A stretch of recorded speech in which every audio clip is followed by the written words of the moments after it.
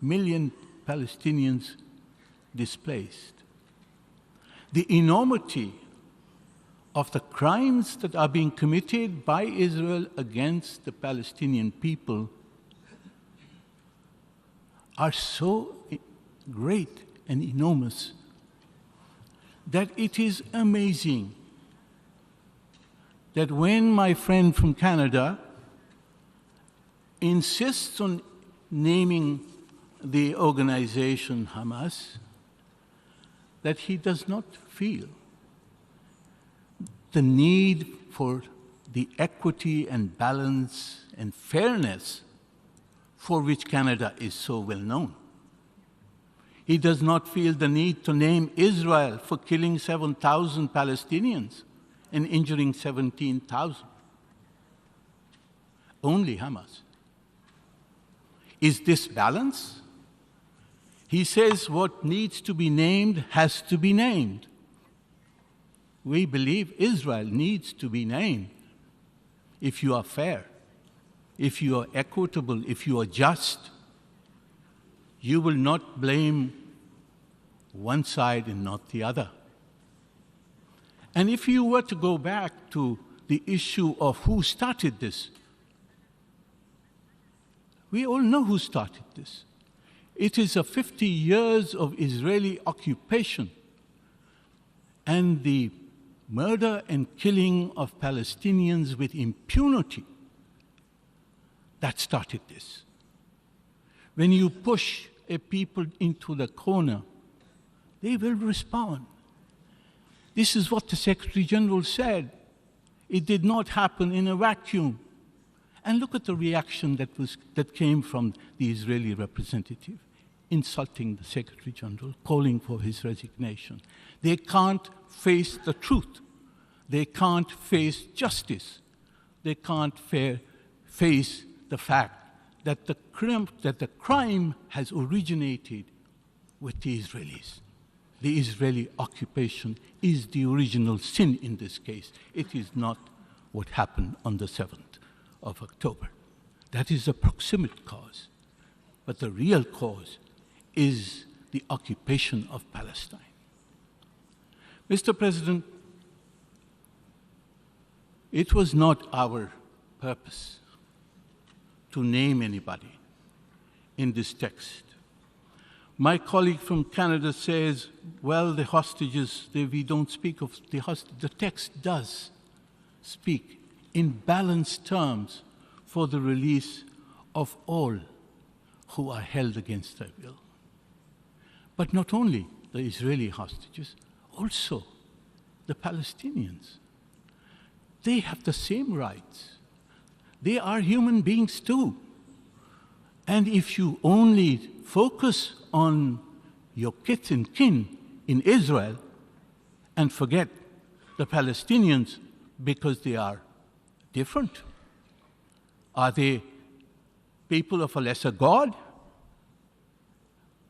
I think if Canada was fair, if Canada was really equitable, it would agree either to name everybody, both sides who are guilty of having committed crimes, or it would not name either, as we chose in L25 not to name anybody. But if the Canadian amendment passes, Pakistan will withdraw its co-sponsorship of L25, and we will submit an amendment to the text of the resolution which will strongly condemn all indiscriminate attacks by Israel, the occupying power, against the Palestinian civilian population. That, I hope we will have the opportunity at the appropriate time to do so. But my appeal to all member states here is not to support the one-sided Canadian amendment, the unequal Canadian amendment, the unfair Canadian amendment. We urge you not to show that you are biased against the Palestinian people who have suffered 50 years of occupation. that you are even-handed, that you will either name both or you will name neither in this draft resolution. Our purpose is to stop the fighting. The fact that we have reports today that the Israelis have gone on the ground into Gaza, which will escalate the fighting. It is all the more reason for this General Assembly to pass a resolution which is unequivocal in calling for a halt to the fighting, to the hostilities, and that is what we must do this afternoon. I thank you, Mr. President.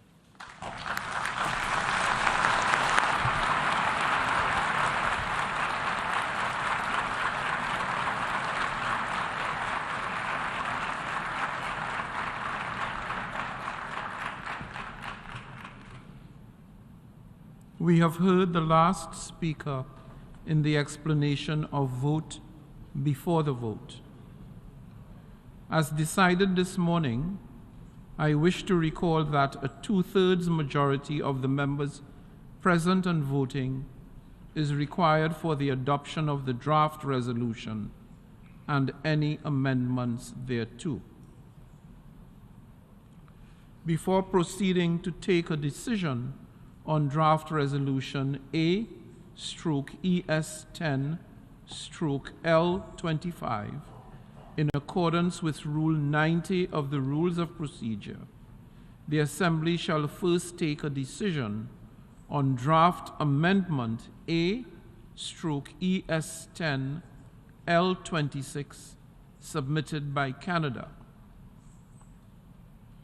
We now turn to draft amendment contained in document A/ES10/L26. A recorded vote has been requested. We shall now begin the voting process.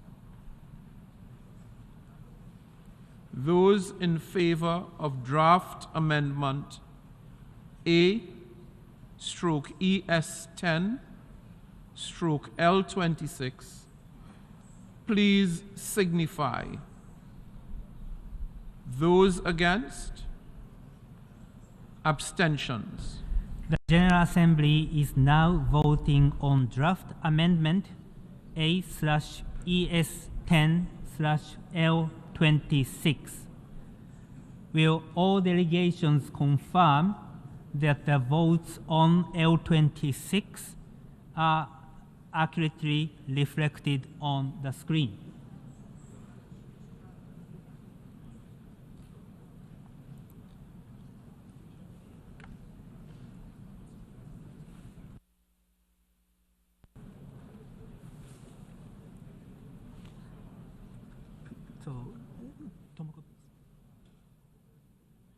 So no two-thirds, rejected. Right. And I will ask, and having failed to obtain a two-thirds majority, it's not adopted. I'll just, yeah.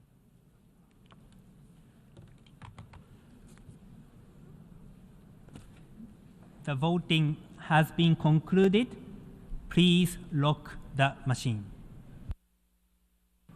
So, Mr. President. Should I read it out? Yes, but before this, so this is short of two-thirds majority, so it's rejection. It's rejection. So please read this, and then the last line, having failed to obtain a two-thirds majority of members present voting, the draft amendment is not adopted. Okay.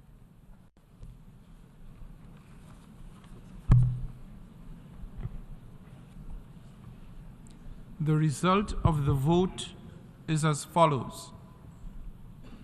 In favor, 88, against 55, abstentions 23. Having failed to obtain a two-thirds majority of members present and voting, draft amendment A/ES10/L26 is not adopted.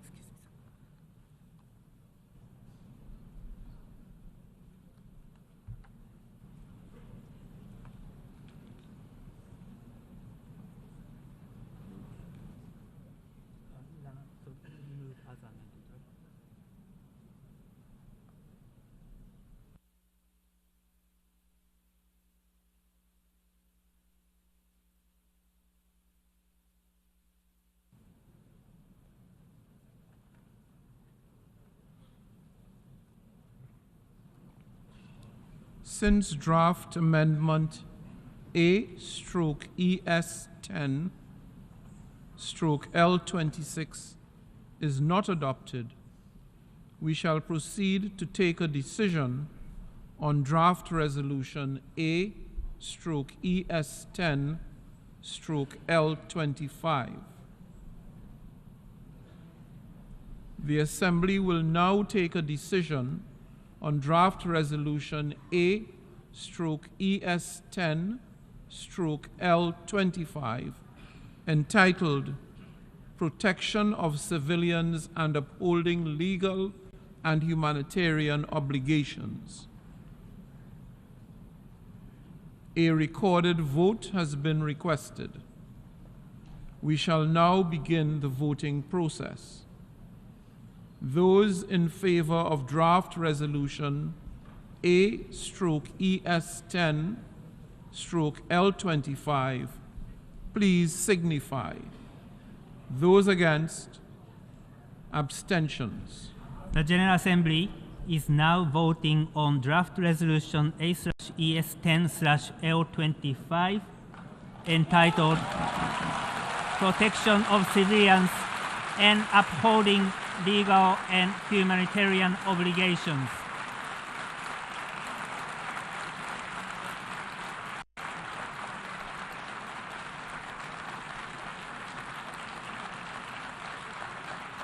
Will all delegations, before I lock the machine, will all delegations confirm that their votes are accurately reflected on the screen? The voting has been completed. Please lock the machine.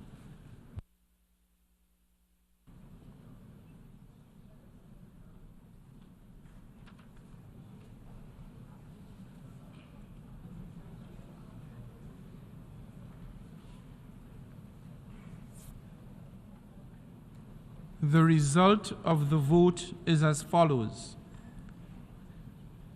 In favor, 120. Against, 14. Abstentions, 45. Draft resolution A/ES10/L25 is adopted.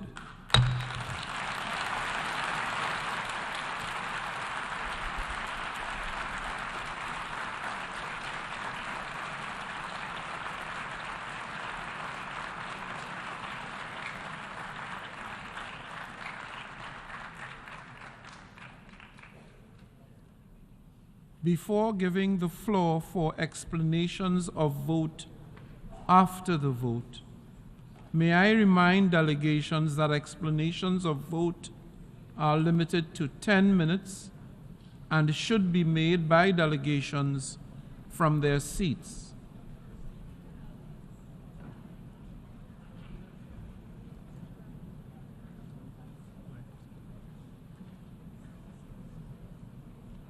I now call on the distinguished representative of Iceland. Mr. President, we are convening this emergency special session against the backdrop of another great tragedy for millions of Israelis and Palestinians and a disappointing impasse in the Security Council. Iceland supported the amendment proposed by Canada, which would have added a much-needed context and balance to the resolution. Iceland regrets that the amendment did not pass.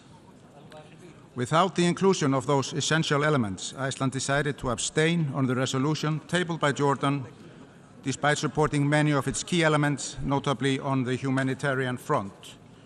It is unfortunate that consensus could not be reached on a resolution to address the grave humanitarian situation and the need for concrete action to protect civilians and facilitate the safe delivery of humanitarian assistance. Mr. President, Iceland joins the calls for humanitarian pause to facilitate the safe delivery of humanitarian aid throughout Gaza. Safe and unimpeded humanitarian access must be ensured. Civilians and civilian objects, medical personnel, and humanitarian workers and assets must be protected. We deplore the immense suffering of innocent civilians and the thousands, including women, children, and UN personnel, that have been killed. We are alarmed by the impact of mass evacuations of civilians in Gaza. We must prevent further escalation for the sake of Israelis, Palestinians, and the wider region. Across the world, this continuous violence is fuming the flames of hate, anti-Semitism, Islamophobia, and racism. Mr. President, Iceland is grateful to the UN Secretary General for his tireless efforts to ensure the urgent delivery of life-saving humanitarian assistance to the civilian population of Gaza. We echo his calls for humanitarian aid to the civilian population of Gaza, so desperately in need of food, water, shelter, and medical care. We welcome the opening of the Rafah crossing, and we commend the humanitarian personnel working night and day to facilitate the urgent delivery of humanitarian assistance. More aid is needed, and it is needed now. Time is running out. Iceland has responded to UN emergency appeals with an additional contribution to UNRWA, our long-standing humanitarian partner, and the lead UN agency mandated with supporting Palestine refugees. We urge other donors to step up their support to UNRWA's critical frontline delivery of aid to the people of Gaza. To conclude, Mr. President, we must break out of this vicious cycle of violence and work towards a sustainable political solution. The international parameters for a long-term sustainable solution to the conflict are clear. A two-state solution based on international law, with Israel and Palestine living side by side in peace and security and mutual recognition. Even in the midst of crisis, we must not give in to violence and hate. We must not lose hope, even when peace seems unrealistic and distant. We must put the peace process back on track. Otherwise, we run the risk of perpetuating the cycle of violence and humanitarian conditions deteriorating even further to the detriment of everyone. I thank you, Mr. President.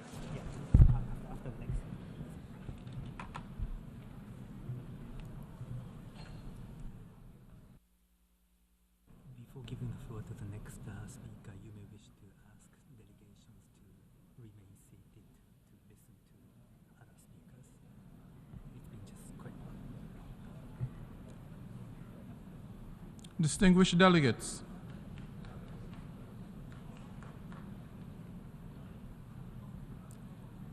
can I please prevail upon you to keep your seats so that you can listen to other speakers make their presentations? We are still in the midst of the debate. Thank you for your cooperation. I should like to thank the distinguished representative of Iceland, and I now invite the distinguished representative of Poland to take the podium. Mr. President, multilateralism has always been the foundation of Poland's activity at the United Nations, and our actions have been guided by the principles contained in the Charter of the United Nations. Therefore, we fully support all international efforts aimed at restoring peace. Poland follows with great concern the current devastating crisis in the Middle East. We know very well the consequences of war, invasion, and terror, which are felt for generations. Now it is critical time. We should make every effort to reach the cessation of hostilities and to return to a diplomatic path of this dispute. Mr. President, Poland decided to abstain on this resolution, as we believe that the path to peace requires including several key elements missing in the text. First, the submitted proposal lacks a clear condemnation of Hamas attack on October 7th this year. Terrorism aiming at the civilian population cannot be tolerated under any circumstances, and this is why Poland condemned the brutal attacks on civilians carried out by Hamas on its very onset. Second, it should be stated clearly that Israel, just as any other state, has the right to defend itself and its citizens in compliance with the international law and international humanitarian law. Third and lastly, we are also joining all those calling for immediate and unconditional release of all hostages taken by Hamas. Among them, there is one Polish citizen, a distinguished historian working for Yad Vashem Institute. We expect Mr. Alex Danzig to return home safe and sound. Nevertheless, we largely agree with the humanitarian provisions of the presented resolution. For decades, Poland has been involved in humanitarian and development and aid projects in the Middle East, with particular focus on Palestine and Lebanon. Poland's yearly contribution to UNRWA, which have been decided to supplement with fresh 1 million Polish zloty, are a clear proof of our wider political commitment to the stabilization of the Middle East. In this context, we were satisfied to see the opening of the Rafah crossing last week and the first convoys of aid trucks entering Gaza. However, the flow of humanitarian aid into Strip must continue and rise. We strongly believe that the lives of civilians on both sides must be protected in accordance with international law and international humanitarian law. The nearly complete blockade of the Gaza Strip, which hinders the imports of food, water, medicine, and electricity, must end immediately. The strategy of collective punishment that puts civilians at risk is a wrong one. We should make every effort to reach the cessation of hostilities and to return to a diplomatic path of this dispute. We fully believe that within the UN, we as international community should be able to develop a common position on this extremely important issue. Otherwise, escalation and spreading of the conflict may have devastating and long-lasting consequences. In this vein, Poland remains open to constructive cooperation and committed to negotiate a viable two-state solution built upon the internationally agreed parameters. And I thank you. I should like to thank the distinguished representative of Poland, and I now give the floor to the distinguished representative of Belgium. Merci, Monsieur le Président. Thank you, Mr. President. Monsieur le Président, Mr. President, la Belgique a voté Belgium pour voted cette for résolution. this resolution. Mais nous regrettons But profondément we deeply que certains regret éléments que that nous avons certain mis en avant elements et qui sont that we fondamentaux had promoted and which ne are soient pas repris dans fundamental le texte were final. not included in the final Les raisons pour text. lesquelles nous avons voté en The faveur reasons why we sont voted néanmoins in nombreuses. favor are Premièrement, nevertheless l'accès humanitaire à numerous. Gaza doit être One, garanti humanitarian access et in les Gaza entraves must de be tout type guaranteed levées. and all types La of Belgique obstacles appuie, must à be l'instar de l'ensemble de eliminated. l'Union européenne, Belgium, like the rest of the l'établissement de European pauses Union, et de corridors supports the humanitaires, establishment of humanitarian qu'il puisse corridors mener and à des pauses, cessez-le-feu hoping humanitaires that this could lead en to réponse aux appels des humanitarian Nations Unies. C'est la raison ceasefires principale de notre vote. in response to the calls from the United Deuxièmement, Nations. notre This is action the primary internationale est, reason comme vous le for our savez, vote. basée sur le Secondly, respect our du droit international international action et du droit is, as you know, international based on humanitaire. respect for international law Dans and ce dossier international particulièrement humanitarian law. complexe et émotionnel, In comme dans this particular issue, Comme l'a which is rappelé très particularly justement complex and Monsieur le emotional, Secrétaire as général, in others. même les guerres As ont the des Secretary règles. General rightly Nous avons stated, donc souhaité exprimer even notre wars soutien have aux rules. objectifs We généraux have de ce therefore texte, expressed tout our en étant support bien to the conscients general goals of this de text ses manquements. while being well aware Troisièmement, la of protection des what civils, de it tous les is civils, lacking. The doit protection être of notre civilians, préoccupation all principale civilians, et must faire be l'objet our d'un effort primary accru de notre part, concern, and même they si elle must reste la be responsabilité première des parties targeted au with conflit. increased efforts À on ce our titre, part, Monsieur le even if they Président, je souhaite rappeler remain the primary que la Belgique responsibility ne of the parties cautionne to the ni les conflict. tentatives de blocus total, Here I wish ni to les recall déplacements that forcés, Belgium ni does not l'utilisation de urge civils comme the boucliers humains, attempts for que a ce total soit dans ce blockade, nor contexte forced displacements, ou dans nor d'autres. the use of civilians as human Quatrièmement, shields, Monsieur le Président, whether it be in this la context Belgique or in any regrette other. toutefois que cette Fourthly, résolution, we dont nous regret, mesurons bien nevertheless, le that this caractère resolution principalement that we humanitaire n'est pas tenu consider compte to des be éléments primarily humanitarian in nature Une did not condamnation take dans into des account termes the plus following clairs des actes elements: terroristes a atroces perpétrés clear en Israël par le condemnation Hamas of et the le djihad terrorist islamique attacks palestinien. perpetrated in Le Israel by terrorisme doit Hamas être and the combattu en Islamic toutes circonstances. Jihad. Ces actes ne Terrorism peuvent être must passés sous be silence. fought in Ils all auraient dû être condamnés de circumstances. façon plus These acts explicite could not au pass Conseil de in sécurité. silence. They should have been À condemned défaut, la explicitly présente in the Security résolution Council. aurait pu les Since this was dénoncer not plus clairement. possible, the current Ils feront resolution l'objet d'une could attention have denounced renforcée them to de a notre greater part. extent. it will be La Belgique appelle également à la the libération focus of sans greater condition et attention sans on délai our de part tous les now. otages. Belgium also Un tel calls acte for the contraire au droit unconditional international release humanitaire without aurait pu delay être of all traité de façon hostages. plus explicite. Such an act, which je is salue runs ceux et counter to celles qui international œuvrent à la humanitarian law, could have been libération dealt des with in a more centaines explicit d'innocents manner. actuellement And I retenus commend those par who des are groupes currently terroristes.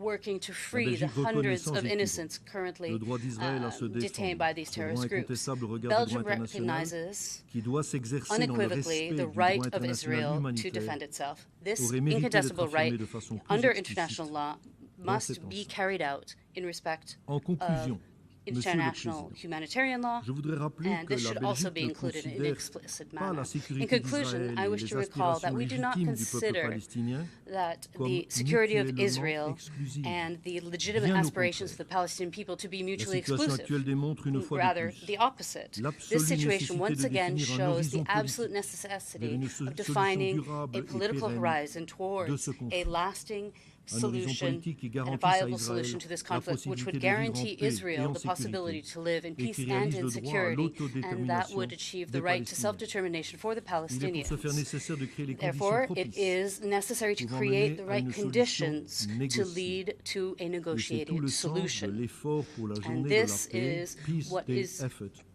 qui recueille le the plein soutien focus de mon of pays, la the Belgique. Peace Day effort, Les which efforts has the full diplomatiques support of doivent my dans country, l'immédiat Belgium. se concentrer Diplomatic sur une efforts must désescalade des tensions currently focus afin on d'éviter de nouvelles de-escalating the souffrances humaines. tensions so as to La avoid Belgique salue further et human soutient suffering. tous les efforts Belgium constructifs commends entrepris and en vue supports d'éviter all those un efforts embrasement de la undertaken région. to avoid C'est à further cette fin que la exacerbation ministre of belge the des situation Affaires in the region. étrangères This se is where trouve en ce the moment même au foreign Moyen-Orient minister of qu'elle multiplie Belgium les is contacts currently in the afin Middle d'être à East and l'écoute is de la région. multiplying his contacts in the Nous portons region un so message de that dialogue. he can hear what is Dialogue qui going doit on passer there. par la We vérité, are bringing a un message of message de paix, dialogue, un dialogue which message must de move respect du droit through international. truth, Je peace, vous and remercie pour respect votre for attention. international law. I thank you for your attention. I would like to thank the distinguished representative of Belgium, and I now invite the distinguished representative of France to take the floor. Monsieur le Président, Mr. President, la France a voté France en have voted faveur in de favor la résolution of, présentée the resolution par la Jordanie presented au by nom du groupe Jordan on arabe, behalf of the Arab group, car rien ne saurait because justifier les nothing could souffrances des justify civils. the suffering of Toutes les civilians. victimes All of méritent the notre victims compassion, warrant our et compassion, toutes les vies se and all valent. of the Il n'y a lives pas de hiérarchie. are equally worthwhile. There's Nous no devons œuvrer hierarchy. We have to collectivement work à la mise collectively en place d'une to trêve set humanitaire up qui pourra mener à humanitarian terme à un truce, which cessez-le-feu, could car la lead eventually to a situation à ceasefire, Gaza because the est situation in Gaza désastreuse. is Nous catastrophic. devons garantir un accès We must humanitaire guarantee sûr, safe, rapide rapid, et sans entrave, and unhindered mais aussi humanitarian access, durable but à la also bande de Gaza. lasting in the C'est Gaza pourquoi le Strip. président Emmanuel And that's why Macron a President lancé Emmanuel Macron aujourd'hui un announced appel à today former an une appeal coalition to humanitaire form pour a Gaza, humanitarian coalition for et la Gaza, France a envoyé un and nouvel France avion sent acheminant de a l'aide new aircraft humanitaire à carrying destination humanitarian aid de la population for de Gaza. the population of Gaza.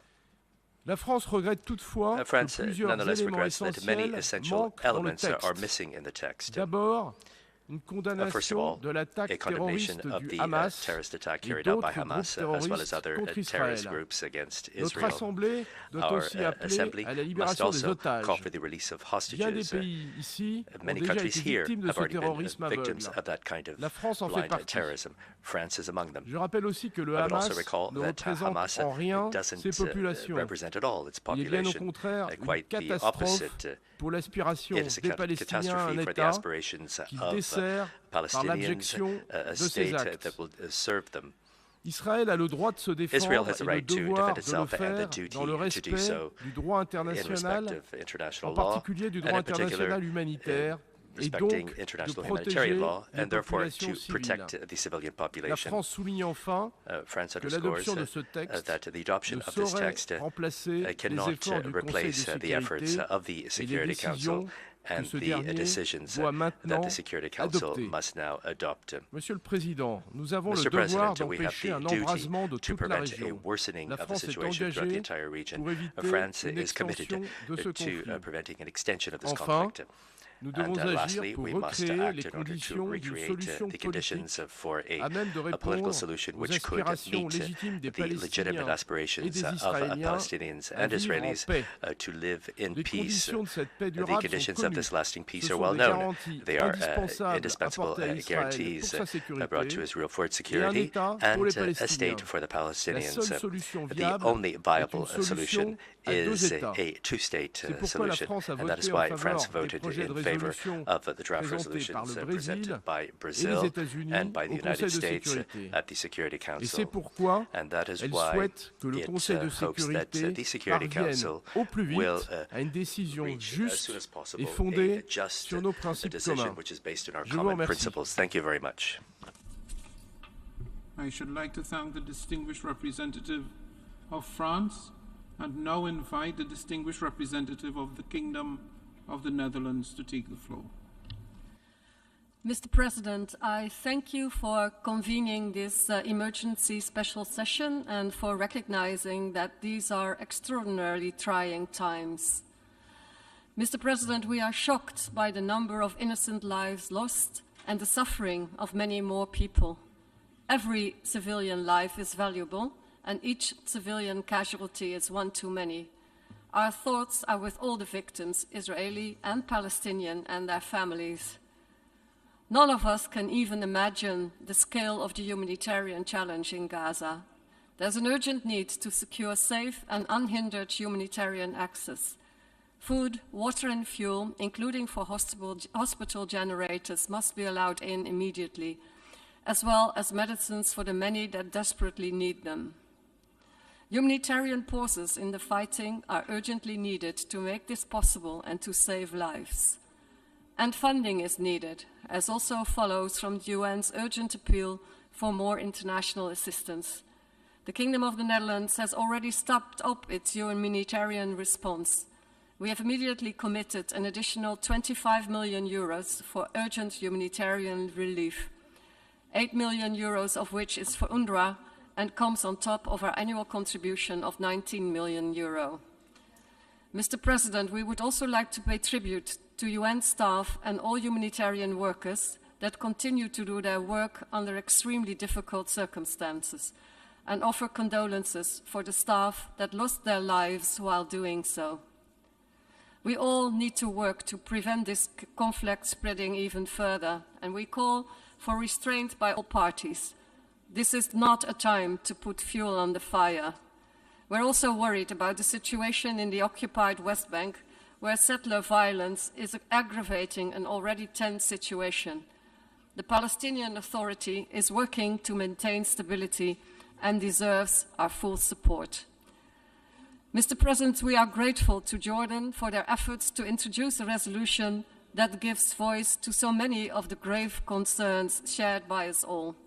We welcome the strong condemnation of all acts of violence against Palestinian and Israeli civilians, the call for immediate humanitarian access, the demands for provision of essential goods and services to civilians throughout the Gaza Strip, as well as the demand that all parties comply with international humanitarian law and international human rights law. These messages have our full and strong support. Still, we have decided to abstain on the resolution because important elements are in our view missing from the text.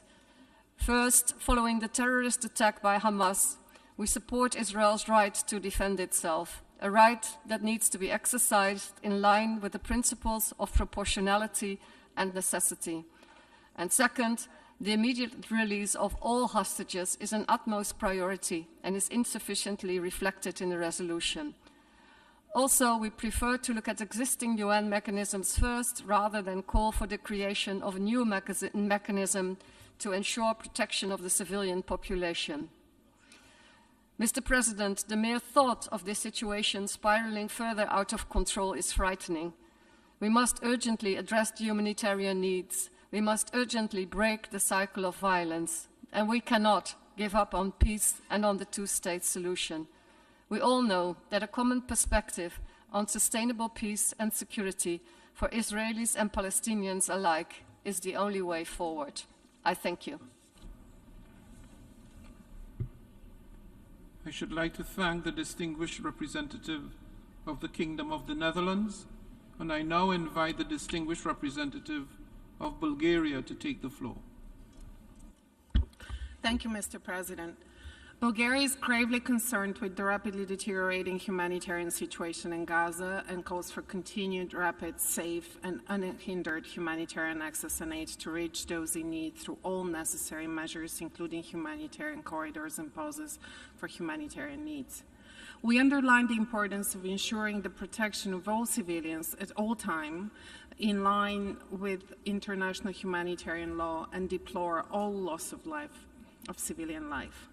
However, we must also recognize that the heinous and indiscriminate terrorist attacks of Hamas across Israel, which we condemn in the strongest possible terms, brought unimaginable suffering of civilians. The use of civilians as human shields by Hamas is a deplorable atrocity. We call for the immediate and unconditional release of all hostages. There is no justification for terror, and Israel has the inherent right to defend itself in accordance with international law and international humanitarian law. Unfortunately, the resolution that was just adopted falls short of recognizing that, and for those reasons, Bulgaria abstained on it. The priority now is to prevent further escalation of the conflict. The international community should invest more efforts in creating a real political horizon for a solution through intensive outreach and clear messages. We remain committed to a lasting and sustainable peace based on a two-state solution and the relevant resolutions of the UN Security Council. It must be made clear that there cannot be a military solution to the Israeli-Palestinian conflict. The only way towards a just and sustainable peace is returning to the peace process and taking it forward. Thank you. I thank the distinguished representative of Bulgaria for his statement, and I now give the floor to the distinguished representative of Norway.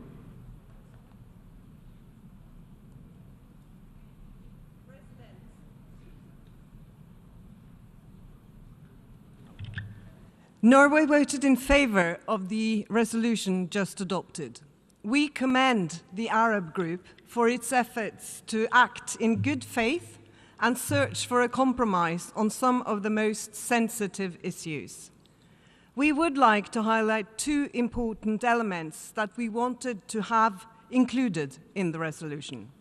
First, Norway voted in favour of the amendment proposal introduced by Canada.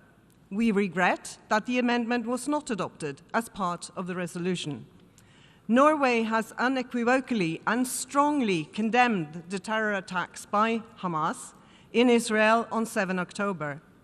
We have also condemned the taking of hostages, and we demand their immediate and unconditional release. Second, we would like to reiterate that Israel has a right to defend itself against armed attacks by Hamas. We emphasize in this regard that self-defense measures must be necessary and proportionate. Despite these shortcomings, Norway decided to vote in favor of the resolution in its entirety. This decision has been made in light of the gravity of the situation on the ground, in particular regarding the humanitarian catastrophe we see evolving in Gaza, as well as the importance of advancing a joint international message at this critical juncture. I thank you. I thank the distinguished representative of Norway and now invite the distinguished representative of Israel to take the floor. Thank you, Mr. President. Today is a day that will go down in infamy. We have all witnessed that the UN no longer holds even 1 ounce of legitimacy or relevance. This organization was founded in the wake of the Holocaust for the purpose of preventing atrocities. Yet, the spectacle we just saw proves beyond a doubt that the UN is committed, sadly, tragically, not to preventing but ensuring further atrocities. Israel just endured the largest massacre of Jews since the Holocaust. And according to a majority of the so-called family of nations, Israel has no right to defend itself. Entire families and communities have been exterminated by genocidal Hamas jihadists whose sole goal is to annihilate the Jewish state. There is no reasoning with evil like this. There are no talks or discussions to be held. We saw exactly what they dream of doing to every Israeli and Jew. And we will not sit idly by to let them rearm and commit such atrocities again.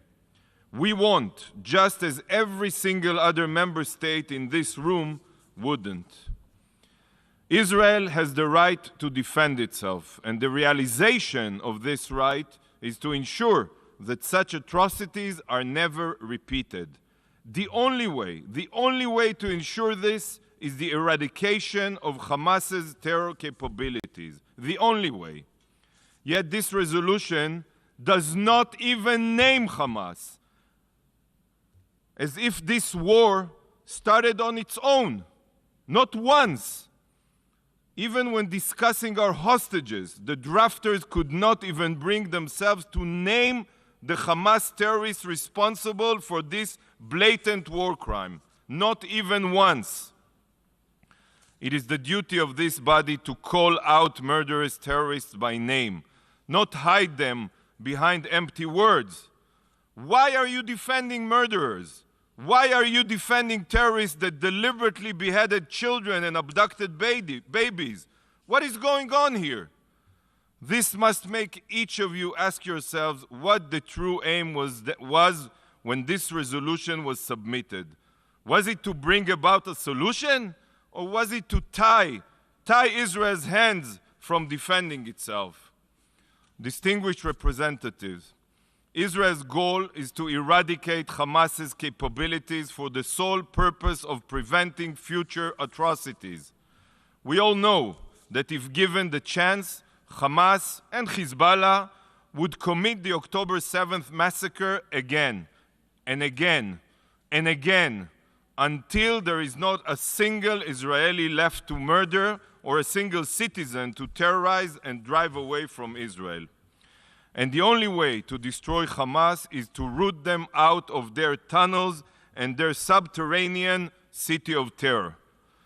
Hamas has embedded itself deep within and under the Gazan civilian population. Just today, Israel intelligence unequivocally proving that Hamas's main operating base is located inside and underneath Shifa Hospital in Gaza, home to thousands of patients and medical staff. The people of Gaza are being exploited as human shields for terrorists. Why are you not holding Hamas accountable? 17 years of Hamas's indiscriminate rocket fire on our civilian from within populated areas is not enough for you to comprehend this? Yet this dangerous resolution demands that Israel call for Gazans to return to this active war zone.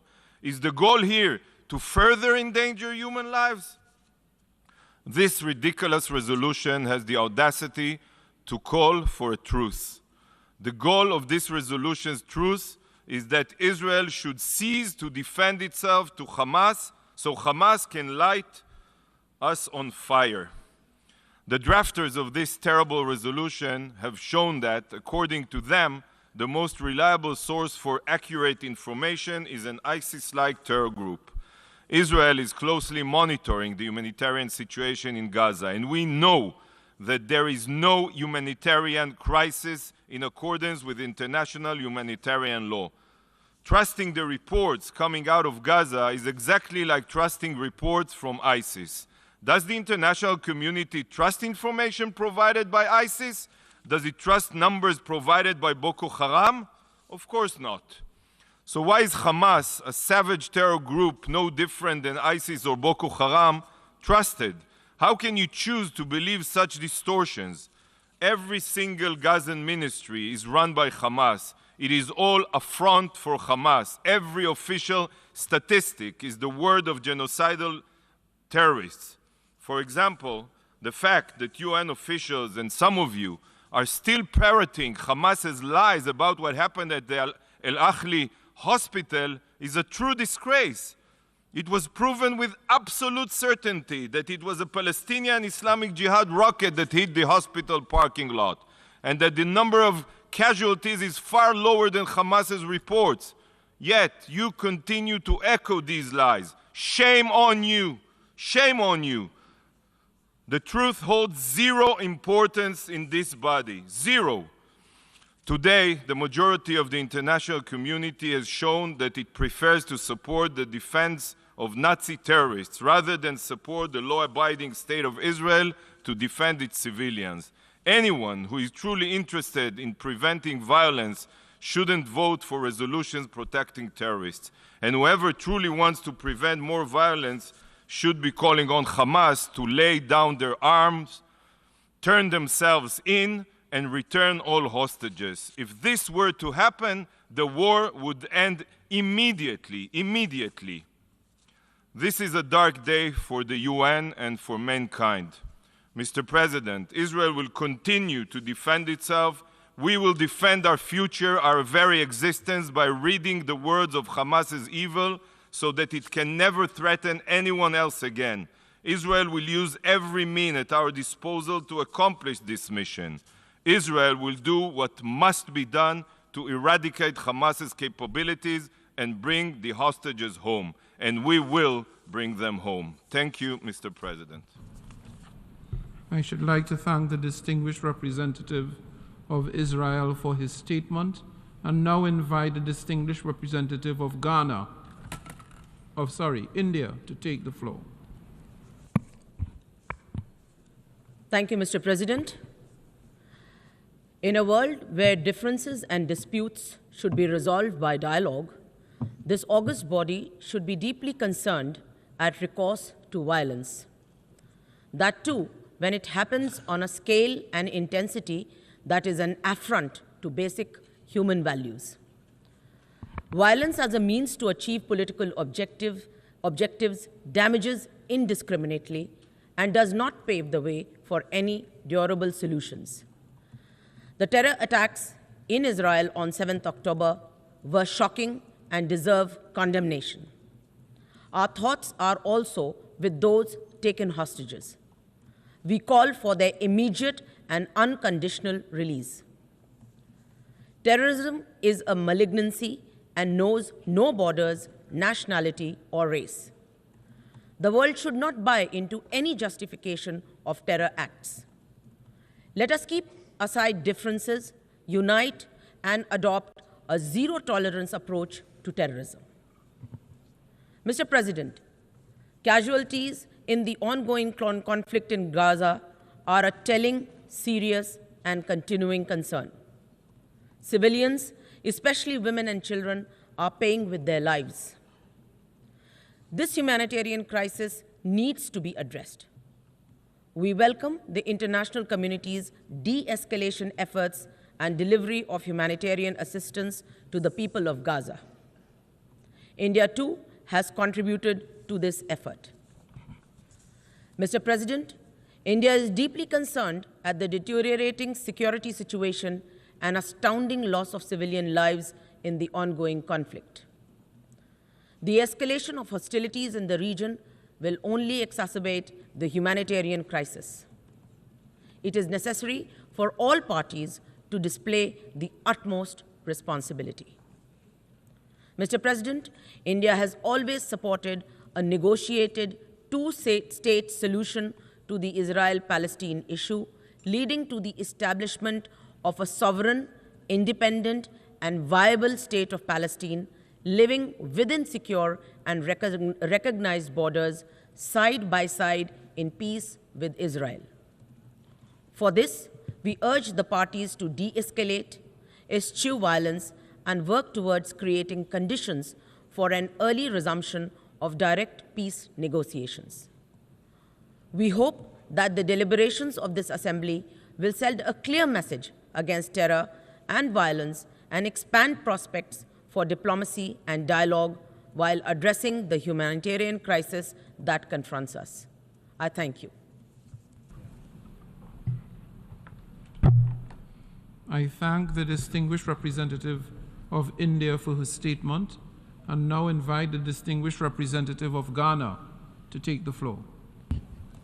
Thank you, Mr. President.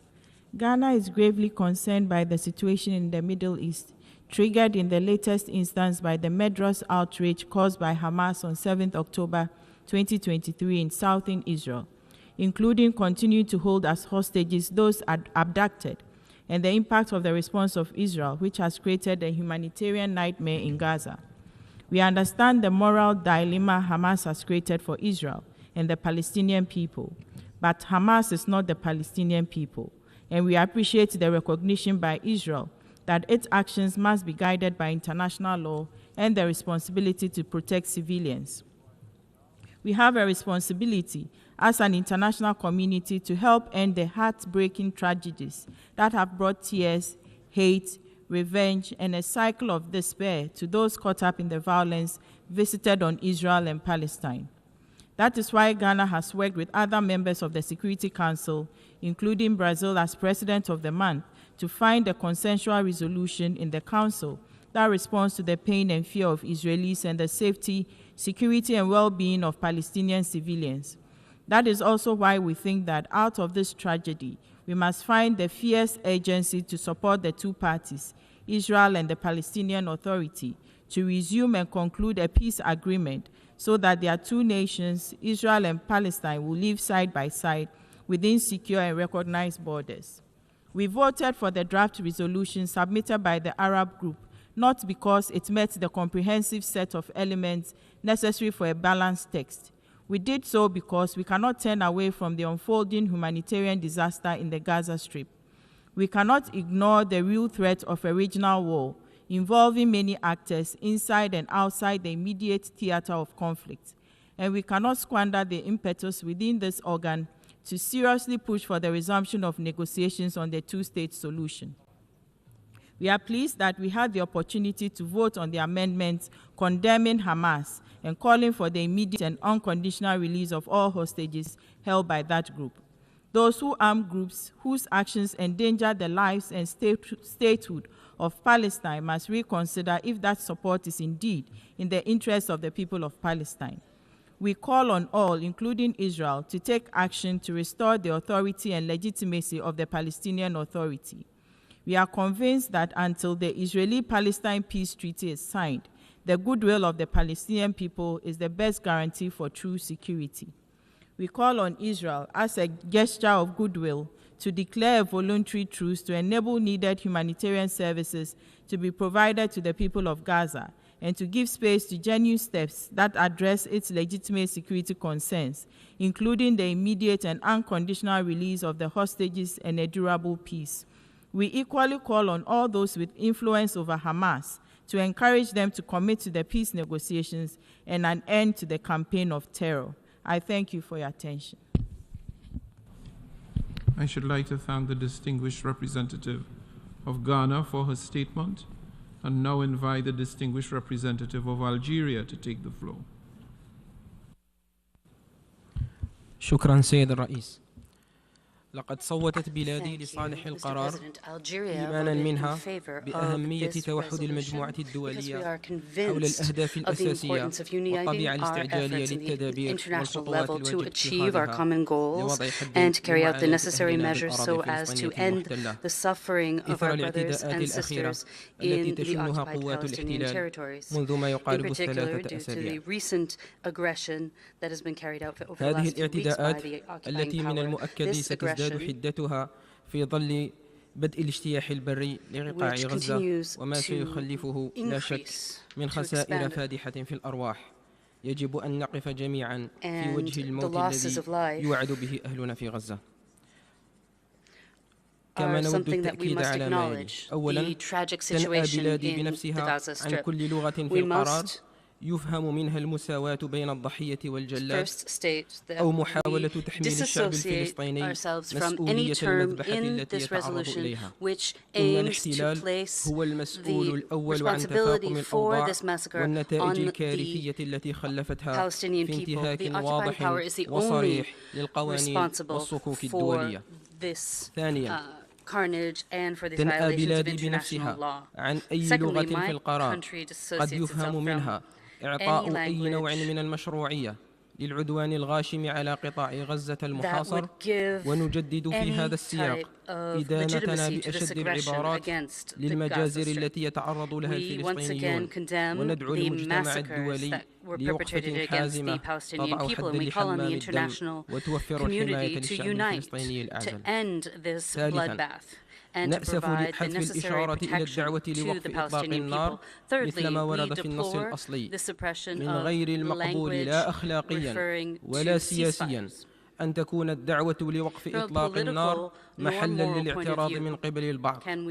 إن الوقف الفوري لإطلاق النار ليس خيارا، بل هو ضرورة حتمية من أجل وقف عملية التطهير العرقي التي يتعرض لها الفلسطينيون ومعالجة الأوضاع الإنسانية المزرية لقطاع غزة. رابعاً، نأسف كذلك لضعف اللغة المتعلقة بالمساءلة والمحاسبة، ونؤكد على ضرورة التحقيق في الجرائم المرتكبة من قبل قوات الاحتلال ضد المدنيين العزل، وضمان محاسبة المسؤولين عنها أمام الهيئات والمنظمات المختصة. خامساً، إن القرار المعتمد اليوم من قبل الجمعية العامة لا يعفي مجلس الأمن من مسؤولياته، وإنما ينير له الطريق التي يجب أن يسلكها في وظيفته بحفظ الأمن والسلم الدوليين نيابة عن أعضاء الأمم المتحدة، مثل ما توضحه المادة 24 من ميثاق الأمم المتحدة. لا يمكن لمجلس الأمن أن يبقى صامتا في وقت يقتل فيه الأطفال والنساء بالأراضي الفلسطينية المحتلة. في الأخير، نجدد موقف الجزائر الثابت ودعمها اللامشروط للشعب الفلسطيني الشقيق في نضاله من أجل نيل حقوقه المشروعة وغير القابلة للتصرف، وعلى رأسها الحق في إقامة دولته المستقلة وعاصمتها القدس الشريف. وندعو المجتمع الدولي للعمل على تمكين الشعب الفلسطيني من حقوقه باعتبارها السبيل الوحيد لتحقيق السلم والأمن في الشرق الأوسط. شكرا. Because this is the only way to ensure peace and security in the Middle East. Thank you. I should like to thank the distinguished representative of Algeria, and now invite Switzerland to take the floor. Monsieur le Président, le 7 octobre dernier, le Hamas a délibérément perpétré des actes de terreur choquants et injustifiables Hamas carried out contre la unjustified and population civile shocking israélienne. terrorist attacks against the civilian La Suisse a Israeli condamné population. ces attaques avec la plus Switzerland grande condemned fermeté these attacks with the dès les premières strongest, heures. in the strongest terms. La Suisse a voté oui In à la the very résolution earliest portée par la hours, Jordanie we à supported la considération de cette the, Assemblée. Toutefois, la resolution condamnation des that attaques was submitted terroristes by du Hamas Jordan est to this importante à assembly. nos yeux. Nevertheless, C'est the pour cela accountability que nous of avons the Hamas également terrorists is soutenu also important for us. This is l'amendement why proposé we par le also Canada. supported Canada's Nous amendment. regrettons que les actes We de terror regret that injustifiables the et choquants de unjustified Hamas and ainsi shocking qu'un appel terrorist à la attacks libération by inconditionnelle et immédiate Hamas des and a otages call for an n'aient pas immediate été pris en compte dans le texte final. freeing of the hostages En appelant à une was trêve not humanitaire included. We immédiate, call for an durable et immediate soutenue, and lasting menant à la and cessation sustained des humanitarian hostilités. pause, which La would résolution lead to a répond au cessation plus of pressant. hostilities. Permettre le passage This rapide, resolution is sûr et essential. sans entrave de We secours must ensure that the humanitaire aux populations dans le rapid besoin. and unfettered La situation access is humanitaire à given Gaza to est humanitarian catastrophique. aid for the region because L'assistance et the la humanitarian protection aux Gazaouis, situation is en catastrophic. particulier le million et demi In de particular, déplacés, for the font défaut. millions of displaced, C'est million aujourd'hui people who are displaced. la priorité face à la Today, dégradation de la situation humanitaire Faced with dans le the territoire degradation palestinien of occupé, the y compris situation à in Jérusalem-Est. occupied Palestinian territories, including La East Suisse Jerusalem, constate aussi que this la is crucial. résolution traduit un profond We also attachement au believe sein that d'une the grande partie des États resolution membres des Nations Unies pour le expresses droit international, the deep notamment le droit international commitment humanitaire of et many les droits de l'homme. UN member Nous states reconnaissons to la international volonté légitime de humanitarian défense law, et de sécurité international law, nationale d'Israël. and human rights. Le droit international We humanitaire reiterate prend en compte les besoins that légitimes de sécurité et de the nécessité international militaire. humanitarian law takes Nous into rappelons à account toutes les parties que les both, règles du droit international humanitaire humanitarian doivent être regulations respectées and sans the rules exception, y compris of les combat principes de which distinction, must be de respected, proportionnalité et de including précaution distinction, precaution and proportionality when carrying out hostilities. Switzerland is committed to a unified action by the Security Council and will continue to do so. Finalement, nous ne devons pas perdre de Finally, vue que le we seul must socle not sur lose lequel sight of the la paix fact et la that the stabilité only peuvent way reposer to est la solution à deux États. establish peace Deux and États security is the démocratiques, two-state Israël et solution. Palestine, Two democratic qui states, vivent côté Israel à and côté, Palestine, living en side paix, by side à in l'intérieur de peace frontières sûres et within reconnues, these safe comme cette and Assemblée le réclame depuis des recognized décennies. Je borders, vous as remercie. this assembly has called for decades. Thank you. I should like to thank the distinguished representative of Switzerland and now call upon the distinguished representative of Czechia to take the floor.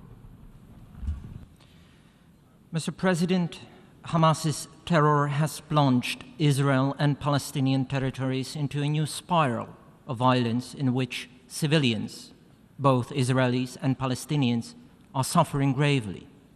Many lives have been lost. Homes, hospitals, and schools have been damaged. Hamas has embedded itself in civilian communities and is using innocent civilians as human shields.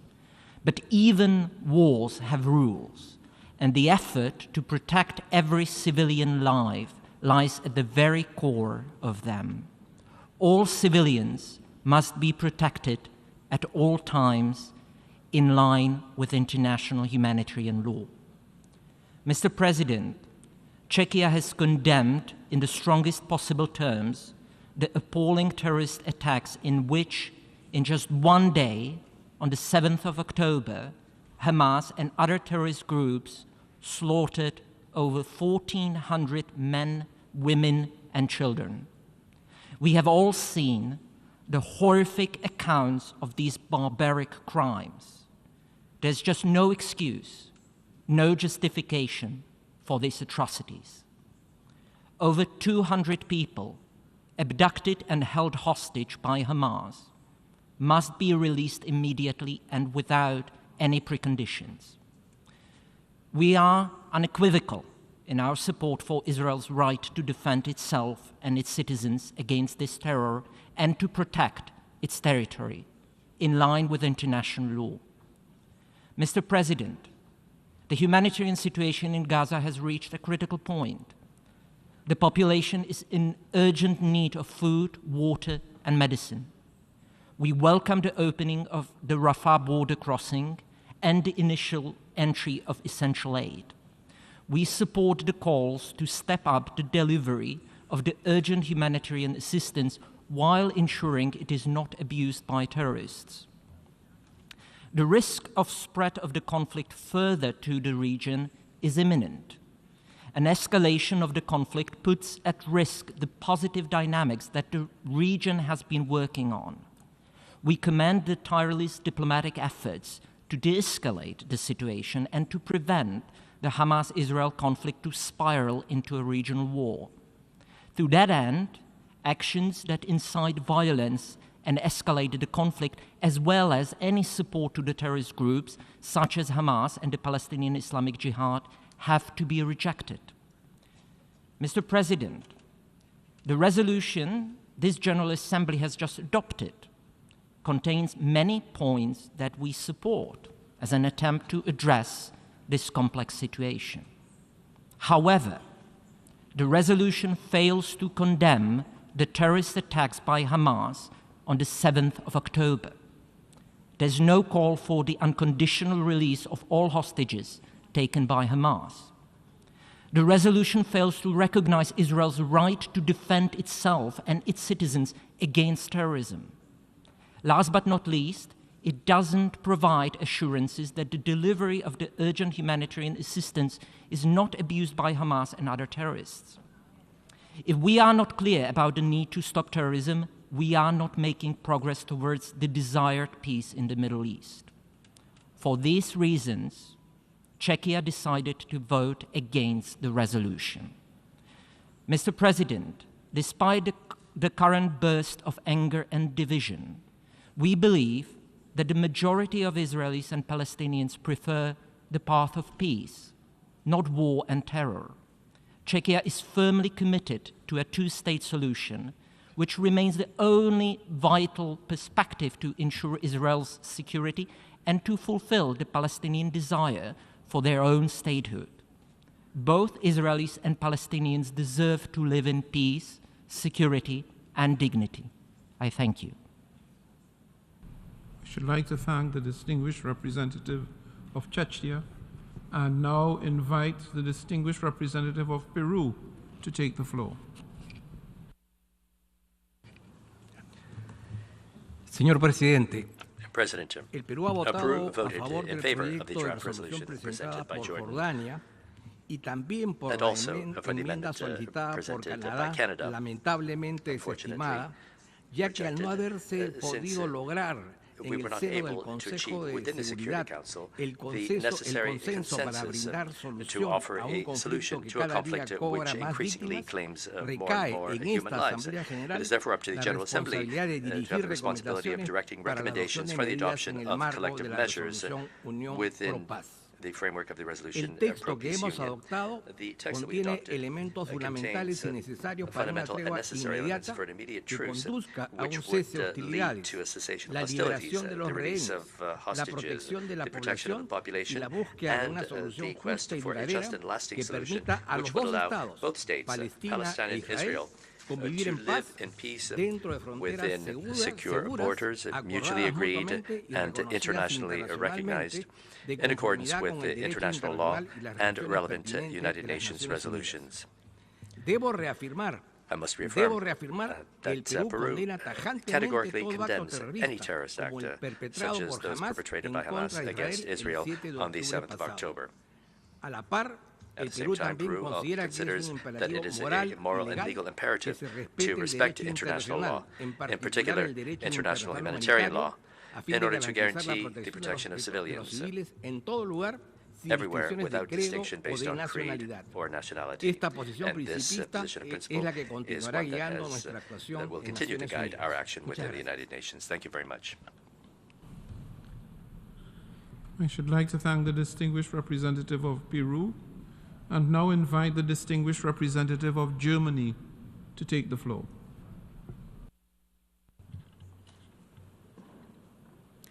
Thank you, Mr. President. Today was a difficult day for the General Assembly. I thank Jordan for its work and take the opportunity to explain our vote. On 7th of October, Israel fell victim to an unprecedented terrorist attack carried out by Hamas. Many civilians have been killed, injured, or kidnapped. For almost 3 weeks now, Hamas has continued launching rockets against civilian targets in Israel. You can hear the cry in Israel where families mourn their loved ones, killed, maimed, tortured, brutally abducted by Hamas terrorists. For Germany, Israel's security is non-negotiable. Hamas must unconditionally and immediately release all hostages, stop its indiscriminate rocket attacks, and refrain from using civilians as human shields. Like any other state in the world, Israel has the right to defend itself against terrorism within the framework of international law. Mr. President, addressing the plight of Palestinians in no way contradicts this clear and unwavering stance. We also hear the cry of parents in Gaza mourning and fearing for the lives of their children. The humanitarian situation in Gaza is getting direr day by day. Germany calls for continued, rapid, safe, and unhindered humanitarian access and aid to reach those in need through all necessary measures, including humanitarian corridors and pauses for humanitarian needs. Mr. President, we believe that the draft resolution tabled by Jordan for the Arab group rightly underlines the pressing humanitarian needs of civilians in Gaza and calls for humanitarian access. On the other hand, in our view, the text has major flaws. It fell short of explicitly condemning the terrorist attacks by Hamas and calling out Hamas' responsibility for killing civilians, taking hostages, and indiscriminately firing rockets against civilian targets. We therefore thank Canada for tabling an amendment that clearly names Hamas' responsibility and suggests more unequivocal language. Germany has therefore supported the Canadian amendment and deeply regrets that it did not get the necessary majority. Germany abstained on the resolution before us. Mr. President, in the UN, we speak the language of international law, of humanity, of peaceful coexistence. This is what unites us. The rules of the UN Charter and international humanitarian law should guide our work towards a meaningful peace process, allowing both Israelis and Palestinians to live side by side in peace and security in two independent states. We must all step up our efforts to this end. I thank you.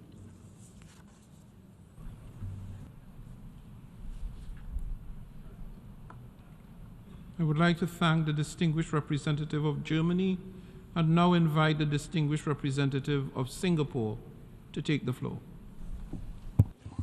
Thank you very much, Mr. President.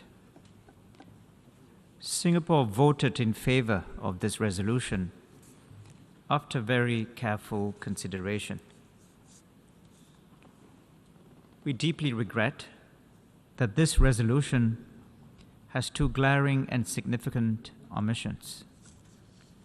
First, it makes no mention of Hamas's role in perpetrating the massive and coordinated terror attacks, which led to the brutal killing of 1,400 Israelis and others, and the abduction of more than 200 hostages. These are acts of terror that we condemn unequivocally, and the abhorrent deeds of Hamas cannot be justified by any rationale whatsoever.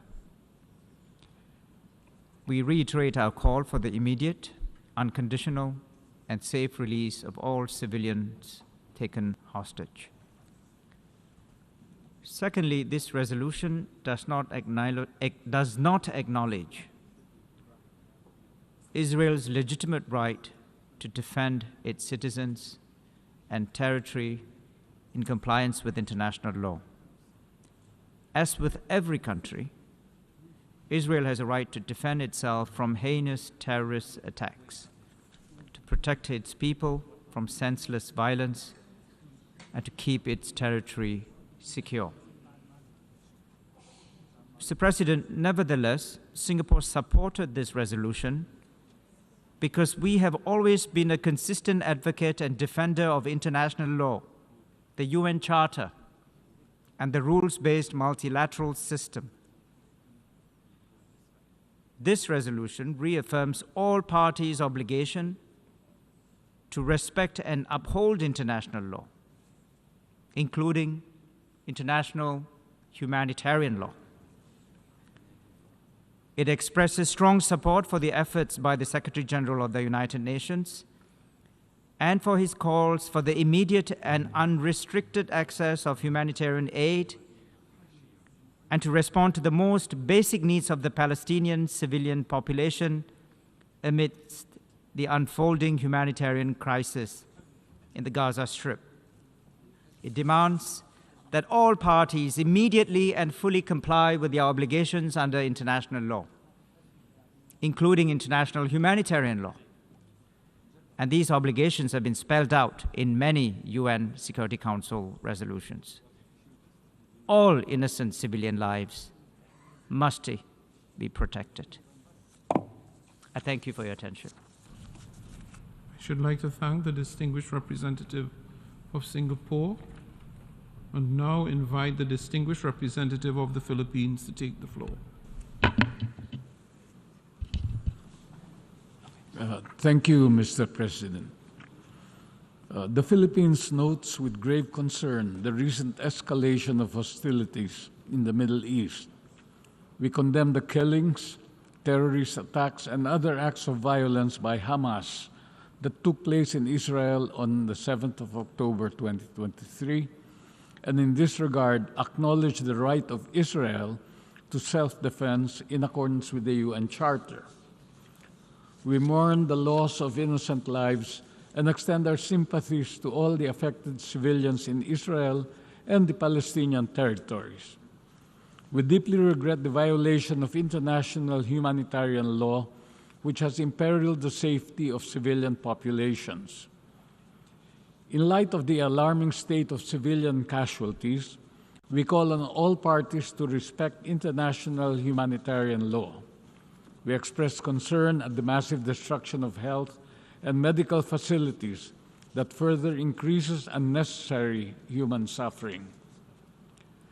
The ongoing conflict deeply concerns us with its broad and profound impact on countless innocent civilians, including Filipino nationals and their families. Joining the call of the international community, the Philippines strongly urges the swift release of all hostages. We call for the end of the taking and detainment of individuals, particularly women and children. We reiterate our plea to the international community to come together and provide essential humanitarian aid and support to the affected. Most importantly, we urge all concerned to immediately put in place urgent solutions that would prevent the conflict from further escalating, spreading, and protracting. The Philippines supports the efforts of the United Nations to deliver urgent humanitarian assistance and essential supplies to Palestinian civilians caught in the midst of the conflict in the Gaza Strip. We commend UNRWA, UNOCHA, and other related UN agencies for their efforts and sacrifice amidst these challenging times. The Philippines lends its full support to calls for ensuring the safety of civilians seeking refuge in UNRWA premises across Gaza. We welcome the opening of a humanitarian corridor with Egypt, as it is important that the UN humanitarian system be supported and is enabled to respond to the scale of the needs of the affected populations in a predictable and sustainable manner. We are also hopeful for a solution to be reached in the soonest possible time in order for the Rafah crossing to start receiving foreign nationals, including our Filipinos still in Gaza. We also continue to support UN peacekeeping missions in the region. We believe that the multilateral approach is crucial in addressing the crisis and preventing further escalation. The Philippines urges the Security Council to endorse and support coordinated efforts with UN entities for the safe evacuation and protection of migrants in conflict zones. We earnestly appeal to all parties involved to cooperate in safeguarding their security. With approximately 30,000 Filipino nationals in Israel and a further 130 in Gaza, their safety and well-being remain paramount to us. Reaffirming our position, the Philippines firmly supports a two-state solution, consistently aligned with past international agreements and relevant UN resolutions. Both Israelis and Palestinians deserve a future where their rights, aspirations, and security are recognized and upheld. This enduring Israeli-Palestinian conflict remains a pivotal determinant for the peace and stability of the region. A lasting resolution can only be achieved through comprehensive dialogues and negotiations anchored firmly in international law. The Philippines ardently urges all parties to elevate dialogue as the primary tool for a peaceful and lasting resolution. Mr. President, following the inability of the Security Council to act on many resolutions on the crisis brought to its chamber, it is now incumbent upon the General Assembly to take action, do the utmost to bridge the divides, and champion the path to peace. The resolution ES10/L.25, as adopted today, includes many elements which the Philippines supports. Notably, it condemns all acts of violence against both Israeli and Palestinian civilians. It calls for respect for international humanitarian law, access for humanitarian assistance to address the large-scale needs in Gaza, and immediate and unconditional release of innocent civilians being held captive. It also reaffirms our long-standing support for a two-state solution with a safe and independent Palestine and a secure Israel living in peace. Overall, it expresses the grave concern of the international community over the situation, which the Philippines genuinely shares. We condole with all victims and their families and pray for a peaceful resolution of this conflict. However, as we would condemn all terrorist attacks, the resolution does not mention nor condemn the terrorist attack of 7 October by Hamas, leading to the death of innocent civilians, including women and children, as well as some Filipinos. Because of this attack, we recognize Israel's right to self-defense as provided for under Article 51 of the UN Charter, reflected in the resolution. Therefore, despite commendable efforts of the co-sponsors to improve the original text, for these reasons, my delegation abstained on the resolution. Thank you, Mr. President. I thank the distinguished representative of the Philippines. I now give the floor to the distinguished representative of the Republic of Korea. Thank you, Mr. President. The Republic of Korea voted in favor of the amendment put forward by Canada and then abstained on the resolution proposed by Jordan, especially because the Canadian amendment was not adopted. We believe that the language condemning Hamas and calling on an immediate and unconditional release of all hostages taken by Hamas are essential elements that should be included in the resolution. Let us be reminded that the rapidly deteriorating situation in Israel and Gaza commenced with the brutal terrorist attacks by Hamas. The Republic of Korea condemns in the strongest possible terms these unjustifiable terrorist attacks. We believe that all states have the right and duty to protect themselves and their citizens in compliance with their obligations under international law, including international humanitarian law. Mr. President, we have already witnessed over 8,000 fatalities on both sides, most of whom are civilians. The death toll is rapidly increasing. Even at this very moment, innocent civilians are losing their lives. Civilians should not be a target. Taking this opportunity, I'd also like to convey my deepest condolences to the families of the 53 UN humanitarian workers who have been killed in Gaza since the beginning of the fighting on the 7th of October. Irrespective of nationality, gender, age, ethnicity, or faith, all civilians must be protected. It is extremely painful to bear witness to more and more civilians, especially women and children, suffering immensely because of this conflict. All parties to the conflict must abide by the rules under international humanitarian law, including the principle of distinction. In addition, the rapid, unimpeded, and sustained passage of humanitarian aid must be allowed. We urge the establishment of pragmatic measures, including humanitarian pause and humanitarian corridor. Time is of the essence, as we stand on the edge of the precipice of a humanitarian catastrophe. We urge the relevant parties on the ground to continue all diplomatic efforts to facilitate rapid, safe, and unimpeded delivery of humanitarian assistance for innocent civilians. Mr. President, enmity among states and widespread hatred among people, these are what extremist groups in the region desire. We cannot and must not allow this. Our common humanity simply must prevail. My delegation would like to stress that this situation must not spill over to other parts of the region. Such a spillover benefits no one. Thus, all major players in the region should continue to exert their redoubled diplomatic efforts to de-escalate this conflict. Mr. President, protecting civilians and preventing spillover must serve as our guiding priorities at this fragile moment. However, In addition, we all know that the issue of Israel and Palestine is not something that started on the 7th of October. It has been going on for decades.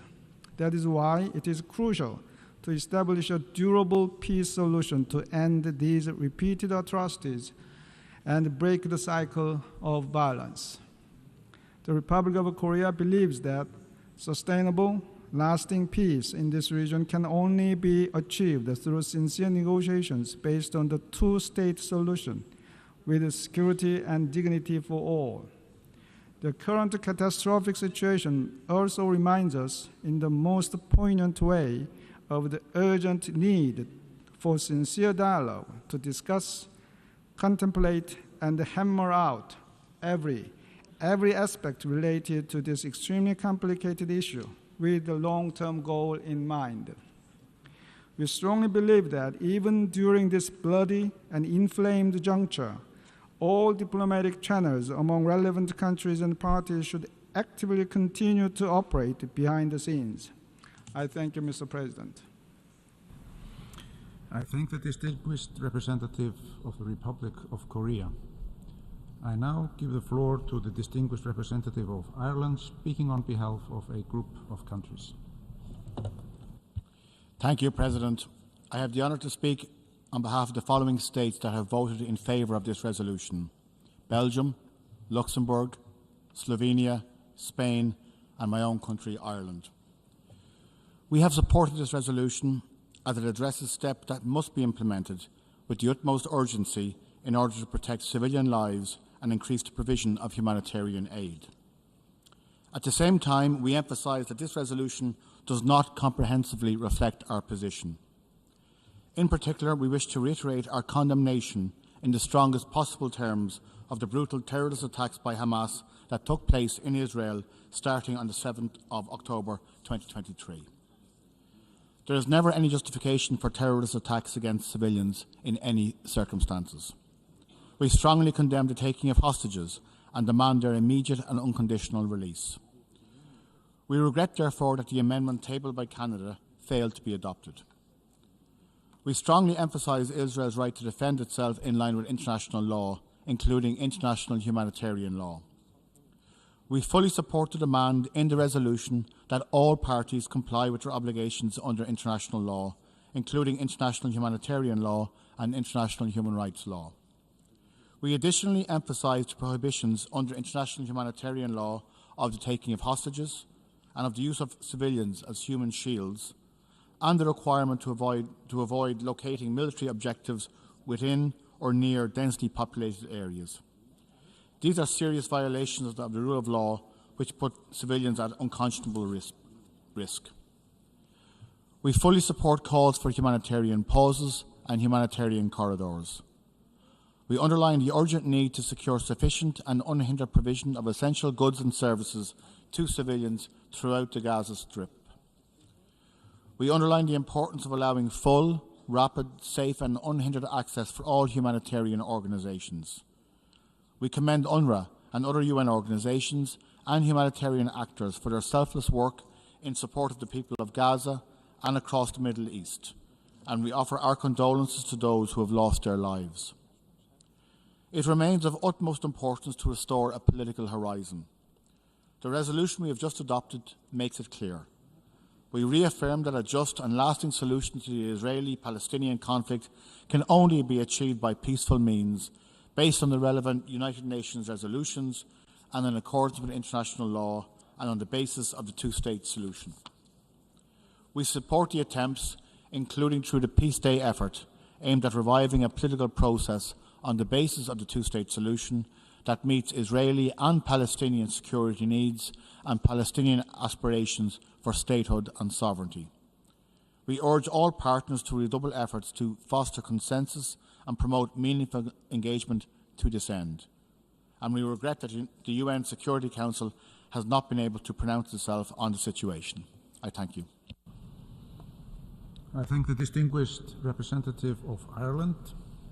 I now give the floor to the distinguished representative of the Syrian Arab Republic. شكرا السيد الرئيس. I thank you, Mr. President. في هذه اللحظات At times like these, as this meeting is happening, we are receiving news that Israel has indeed launched a barbaric ground offensive against Gaza. And this, of course, will leave behind large numbers of civilian casualties that are unimaginable to us. Israel even cut off communications and internet in Gaza, hoping it would be able to cover up for its barbaric crimes against the sisterly Palestinian people. How will some Western countries, with the United States at the lead, how will they, after giving us migraines with their calls for human rights, how will they justify this crime? This barbaric attack can in no way be justified by what these countries describe falsely and unjustifiably Israel's right to self-defense. Mr. President, لقد سئم العالم من الكذب والنفاق الذي تمارسه بعض الدول الغربية. فاليوم وفي صفحة سوداء أخرى من صفحات الإجرام الإسرائيلي يستمر العدوان الإسرائيلي الدموي على قطاع غزة لليوم العشرين على التوالي، وبلغت معه المجازر الإسرائيلية حداً لا يمكن تصوره. لقد تلف في هذا العدوان أكثر من 7,000 مدني، جلهم من الأطفال والنساء، حتى أنه لم يسلم منها حجر. إذ قصفت المشفى المعمداني وكنيسة القديس بريفيريوس، واستهدفت المنازل السكنية والصحفيين والأطباء والمهندسين والطلاب وحتى موظفي الأمم المتحدة. لم يسلم شيء في غزة من همجية إسرائيل. الوجه الآخر لتنظيم داعش الإرهابي في وصمة عار جديدة على جبين بعض الدول الغربية وعلى رأسها الولايات المتحدة الأمريكية التي وفرت لها مظلة الحماية والإفلات من العقاب، ومنحتها ترخيصا مفتوحا للفاشيين الإسرائيليين لقتل الشعب الفلسطيني، مانعة مجلس الأمن من الاطلاع بمسؤوليته في إيقاف هذا العدوان ووضع حد لجرائم الحرب وجرائم ضد الإنسانية التي ترتكبها إسرائيل. السيد الرئيس، لقد صوت وفد بلادي لصالح مشروع القرار الذي صوتنا عليه اليوم في الجمعية العامة، كونه يهدف بشكل أساسي إلى وقف آلة الحرب الإسرائيلية الهمجية، إذ يطالب بوقف فوري لهذا العدوان وإيصال المساعدات الإنسانية ورفض التهجير القسري للفلسطينيين. إلا أن وفدي يتحفظ على بعض الصياغات الواردة فيه والتي يمكن أن يفهم منها المساواة بين المحتل الإسرائيلي والشعب الفلسطيني الرازح تحت الاحتلال، بين القاتل والمقتول، بين الجلاد والضحية. ختاما السيد الرئيس، تجدد الجمهورية العربية السورية دعمها الكامل للشعب الفلسطيني الشقيق وكفاحه المشروع الذي كفله القانون الدولي وحقه في إقامة دولته المستقلة وعاصمته القدس. أرجو تسجيل بياني هذا في محضر الجلسة.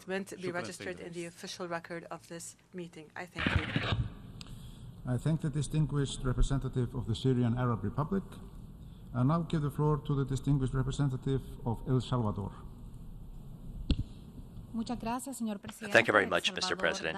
El Salvador would like to welcome the adoption of the resolution protection of civilians and upholding legal and humanitarian obligations, which we consider to be a concrete and tangible result of this emergency special session of the United Nations General Assembly.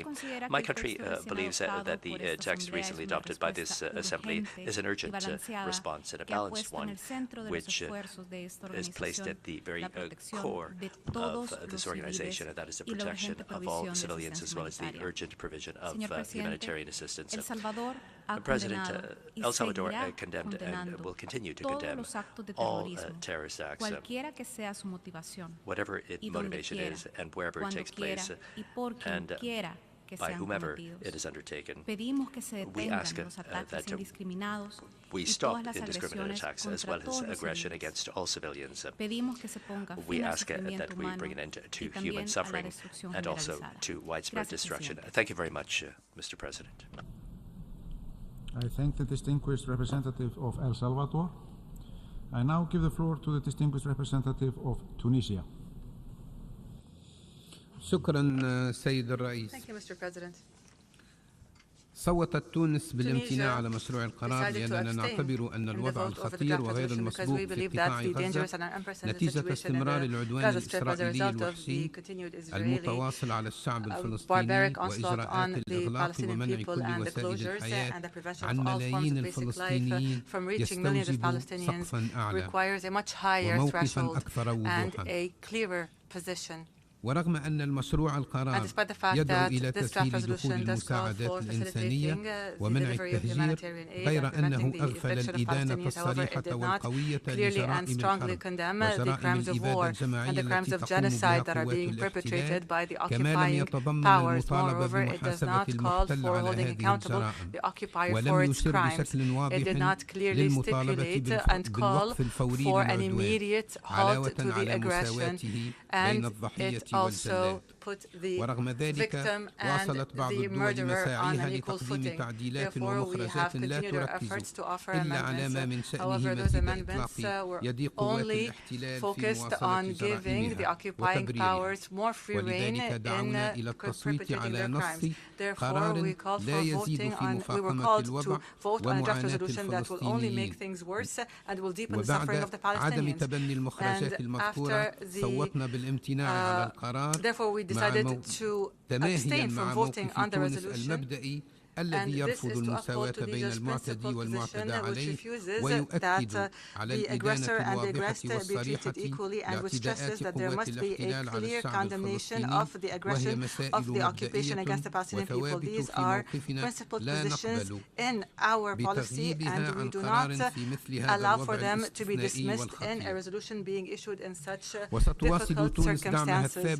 We will continue our firm and principled support for the Palestinian people and their legitimate rights and for the establishment of the Palestinian state on their territories.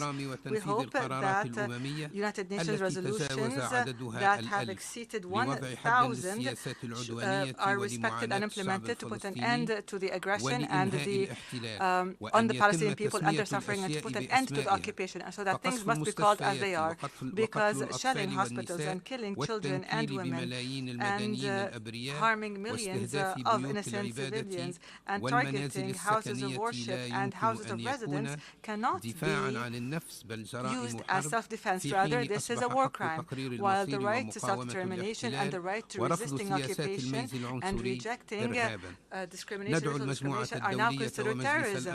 We call the international community, the Security Council, General Assembly, to shoulder their responsibilities and put an end to all of these mistaken practices and half answers. The Palestinian people must be allowed to enjoy the rights that will continue to exist, and they must also enjoy the protection that they deserve. I thank you. I thank the distinguished representative of Tunisia. I now give the floor to the distinguished representative of Australia. Thank you, President. First, Australia expresses appreciation for Jordan's leadership and sincere efforts in bringing forward Resolution L25. We agree with the central proposition that the humanitarian situation in Gaza is dire and human suffering is widespread and unacceptable. Australia again calls for humanitarian pauses in hostilities so that food, water, medicine and other essential assistance can reach people in desperate need, and so that civilians can get to safety. However, we abstained with disappointment because we believe the resolution as drafted was incomplete. The resolution did not recognise the terror group Hamas as the perpetrator of the 7 October attack, and Australia again explicitly calls for the immediate and unconditional release of hostages. Moreover, the United Nations Charter guarantees national sovereignty. We believe the General Assembly can affirm Israel's right to exist without denying long-standing and legitimate aspirations of the Palestinian people, including to statehood, aspirations which Australia supports. We can affirm Israel's right to defend itself while also saying the way it does so matters. It matters for innocent civilians who should not pay for horrors perpetrated by Hamas. And it matters for Israel's ongoing security which would face grave threats if conflict were to spill over across the region. Aspirations for peace and security for Israelis and Palestinians will recede even further if today's generations are motivated by grief and resentment resulting from this crisis. This Assembly of Nations has no lesser duty than to seek to solve the insoluble and transform despair into hope. And despite disagreement on this resolution, efforts behind the scenes make clear that most member states are acting in good faith and want to chart a path out of this crisis towards a political process. That political process must end in a just and enduring peace in the form of a two-state solution where Israelis and Palestinians can live securely and prosperously within internationally recognised borders. That two-state solution must be the new reality that overcomes entrenched ideologies. President, achieving that reality calls for us to see each other's humanity. It requires all states and all sides to respect the right of others to exist. And it will require leadership, understanding and courage. Thank you. I thank the distinguished representative of Australia. I now give the floor to the distinguished representative of Sri Lanka. Mr. President, thank you for giving me the floor. My delegation, Mr. President, voted in favor of the resolution L25 submitted by Jordan on behalf of the Arab group.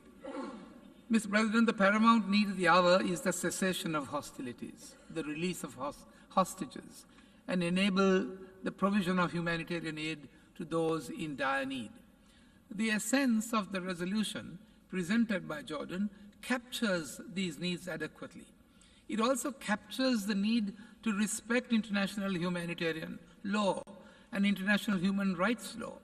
Furthermore, the resolution reaffirms that a just and lasting solution to the Israeli-Palestinian conflict can only be achieved by peaceful means based on the relevant United Nations resolutions in accordance with international law and founded upon the two-state solution. This is a position that Sri Lanka has consistently maintained. Mr. President, Sri Lanka condemns terrorism in all its forms and manifestations. That includes the terrorist attacks that took place on the 7th of October on the civilian population in Israel.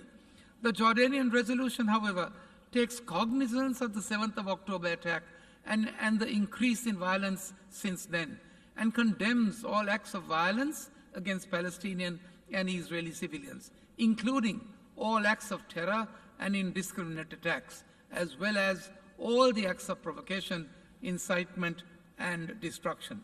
Accordingly, my delegation desisted from supporting the resolution L26, the amendment submitted by Canada, on the basis that the pith and substance of the Canadian amendment had been substantially captured in the text of the Jordanian resolution in the preamble paragraphs, and particularly operative paragraph 7, which calls for the immediate and unconditional release of all civilians who have been illegally held captive and demands their safety, well-being, and humane treatment in compliance with international law. Thank you, Mr. President. I thank the distinguished representative of Sri Lanka. I now give the floor to the distinguished representative of the Russian Federation. Mr. President, distinguished colleagues, I wish to begin by congratulating all those members of the United Nations with the adoption of such an important and extremely necessary in these current escalating conditions resolution. This is not the victory of a national position. This is a position of common sense and justice and humanism. This is a clear reflection of the enormous concerns about the peaceful citizens of Israel and Gaza. something that joins us all together. This resolution is less than what we could and must do for them. Unfortunately, due to the position of Western delegations, the UN Security Council was unable to take any decision. In the General Assembly, the voice of all common sense members of the international community and Arab states was victorious, prevailed. Now, both states must listen. First and foremost, this is about an immediate ceasefire, which must end the violence. This is particularly important due to information which is coming in on the start of ground operations in Gaza. It is unfortunate to note that our Western partners continue to remain silent on this issue and try to only see one side of this issue. Moreover, this approach is now being forced upon all member states. They believe that this does not respond to the tasks placed before this organization to ensure peace and security. We clearly condemned both the terrorist acts and the deaths of Israelis and other citizens in Israel, as well as the indiscriminate bombing of Gaza and the victims there. The draft resolution submitted to the General Assembly by our Jordani friends was the last opportunity, and the Canadian amendment made it clearly biased. It painted one side with black and the other white. The outcome of the votes showed once again that the responsibility of the international community is against the backdrop of the tragedy taking place in Gaza and the Middle East. It is time not to put forward any types of hypocritical interests. It's necessary to send a single signal, unified signal to end violence and move and to come back to peaceful negotiations at an appropriate UN forum, an UN-approved platform, based on international legal basis. The outcome must be the creation of a sovereign Palestinian state within the 1967 borders, with a capital in East Jerusalem, living side by side in peace and security with Israel. This more than anything else will ensure safety amongst Middle East states, including Israel, and it will ensure peace in the region. Today's crisis is a tragedy, but it is a clear confirmation of the need to carry out these long since adopted Security Council and General Assembly resolutions and decisions. Thank you. I thank the distinguished representative of the Russian Federation. I now give the floor to the distinguished representative of Argentina.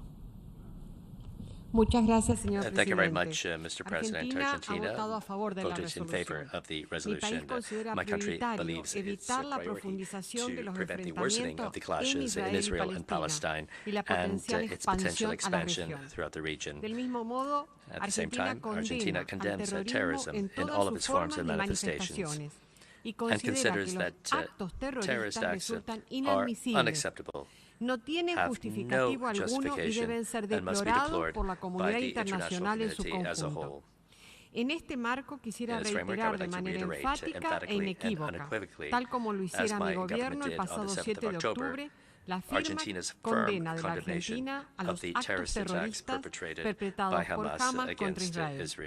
Por ello votamos a favor el proyecto de enmienda propuesto por Canadá para incorporar estos conceptos en la resolución que acabamos de aprobar y lamentamos que no haya recibido el apoyo necesario.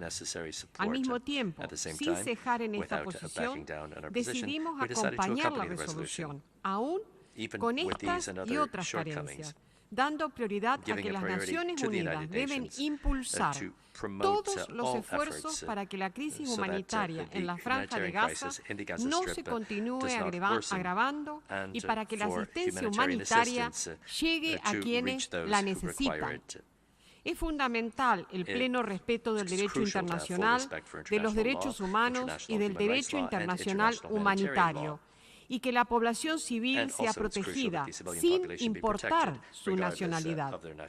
Hamas debe liberar a los rehenes de manera inmediata e incondicional, y al tiempo que reconocemos el derecho a la legítima defensa en el marco del respeto al derecho internacional, debemos asimismo multiplicar todos los llamamientos dirigidos a lograr un cese de hostilidades. Muchas gracias, señor presidente. I thank the distinguished representative of Argentina. I now give the floor to the distinguished representative of Iraq.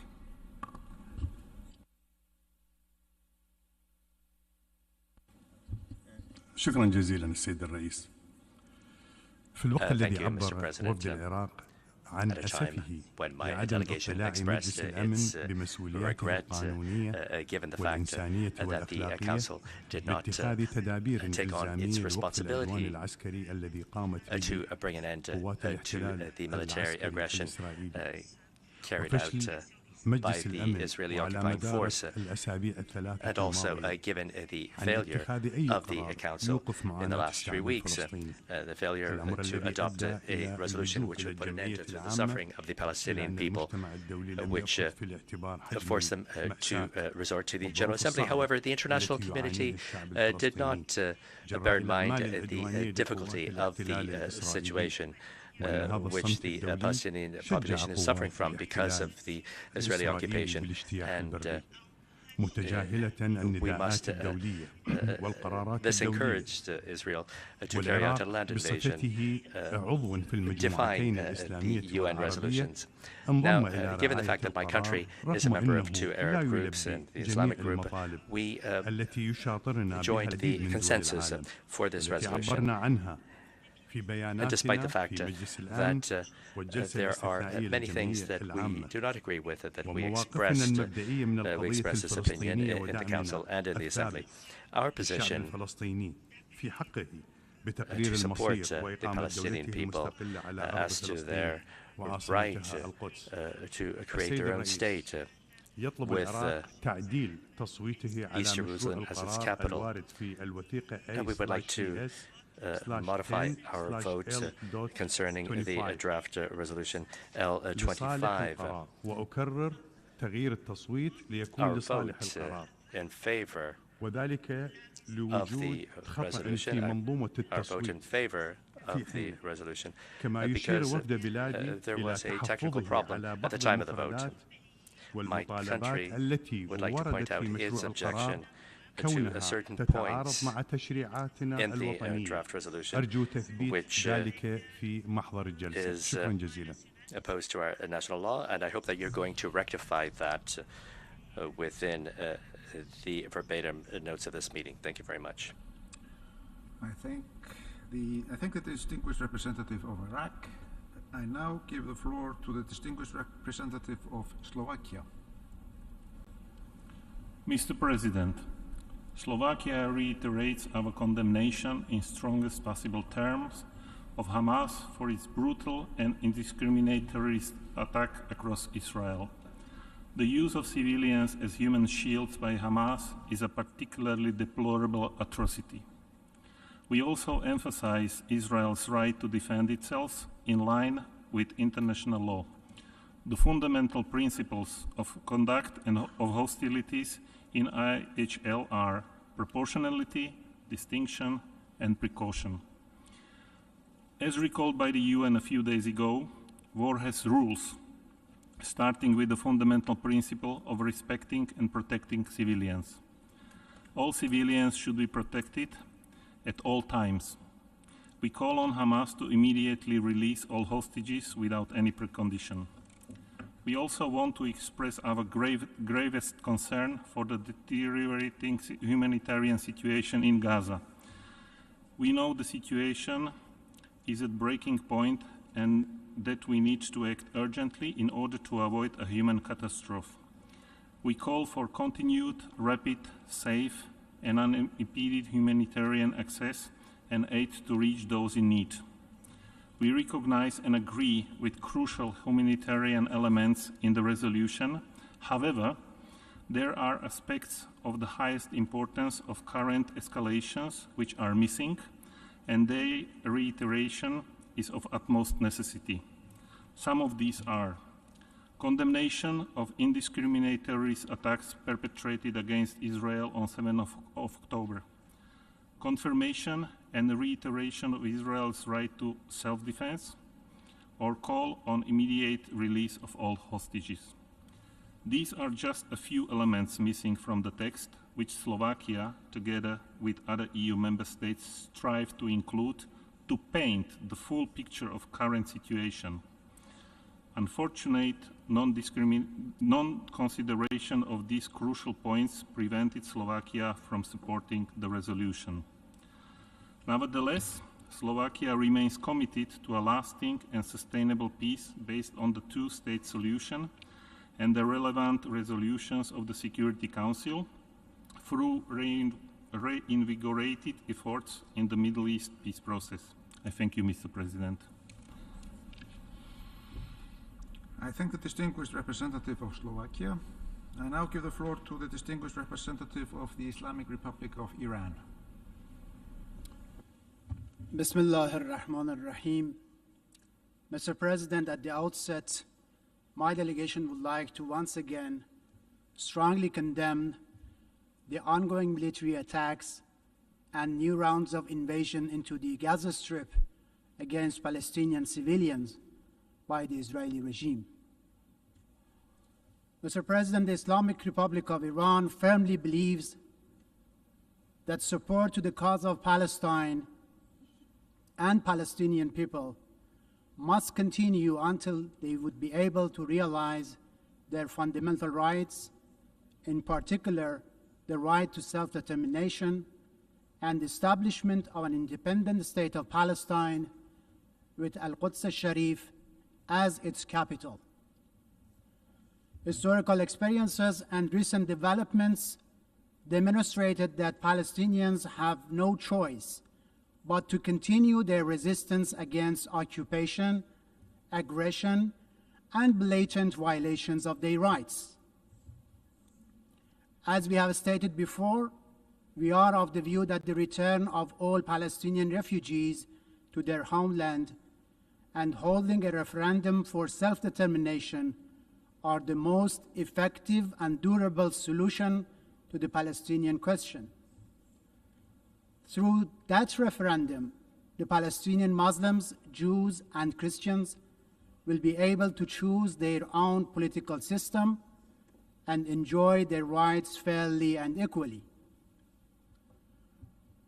Mr. President, having stated our principled position today, my delegation voted in favor of the draft resolution L25 submitted to this 10th emergency special session and considers it a demonstration of the strong support of the international community for the cause of Palestine, in particular, the realization of the inalienable right of the Palestinian people to self-determination. Today's vote, both on draft resolution and the biased and politically motivated amendment proposed by Canada, is important and shows strong international support to Palestinians and their right to self-determination. It also put an end to fabricated narratives which tries to question the legitimacy of struggle by Palestinian people, including their armed struggle toward fulfilling these goals. Meanwhile, my delegation would like to reiterate the Palestinian people's inherent right to self-defense in the face of the Israeli regime's continued brutality and hostility against them. The right to self-defense, as recognized by international law and the United Nations Charter, extends to all Palestinians, including resistance movements such as Hamas, in their struggle against Israeli occupation and military aggression. Depriving Palestinians of this inherent right is unacceptable as long as occupation and military aggression persists. Mr. President, as I have the floor, I would like to react to the references made in the statement of Canada to the Islamic Republic of Iran and its role in the region. Regrettably, the representative of Canada tried to whitewash Israeli aggression by shamelessly pointing fingers at Iran. Indeed, Canada persists to stay in the wrong side of history by taking sides with the darkness and by viciously supporting the military occupying regime of Israel that is brutally massacring innocent people right now. The level of hypocrisy and double standard is disgusting. Canada and the United States are complicit in the crimes of Israel, and they must be held to account before history. The actions taken by the certain Western countries, including provision of direct financial, intelligence, and military support to the Israeli regime, are clear violation of the United Nations Charter and international legal obligations of the United States, and as a result, hold it internationally responsible for criminal acts by the Israeli regime. Just to remind for record that the war crimes perpetrated by Canadian soldiers against Muslim people, especially in Afghanistan, without taking care of hierarchy, they will be taken responsible sooner or later. Mr. President, the Islamic Republic of Iran, while fully adhering to its international legal obligations, firmly supports and will continue to support the legitimate struggle of the Palestinian nation for the full realization of its inalienable right to self-determination. I thank you, Mr. President. I thank the distinguished representative of the Islamic Republic of Iran. I now give the floor to the distinguished representative of New Zealand. Today's outcome is an important example of the UN General Assembly discharging our collective responsibility to respond to questions of international peace and security. We voted in support of the resolution after careful consideration. However, we are deeply disappointed that the resolution failed to identify Hamas as a terrorist entity and condemn its barbaric terror attacks on Israel on 7th of October. As I said this morning, we're appalled by their brutality, their targeting of civilians, and the taking of hostages. These are clear violations of international law. Further, the resolution would have benefited from a call for the immediate and unconditional release of all hostages, and a reference to Israel's right to defend itself in full compliance with international law, including in respect of actions taken in Gaza. Thank you. I thank the distinguished representative of New Zealand. I now give the floor to the distinguished representative of Kenya.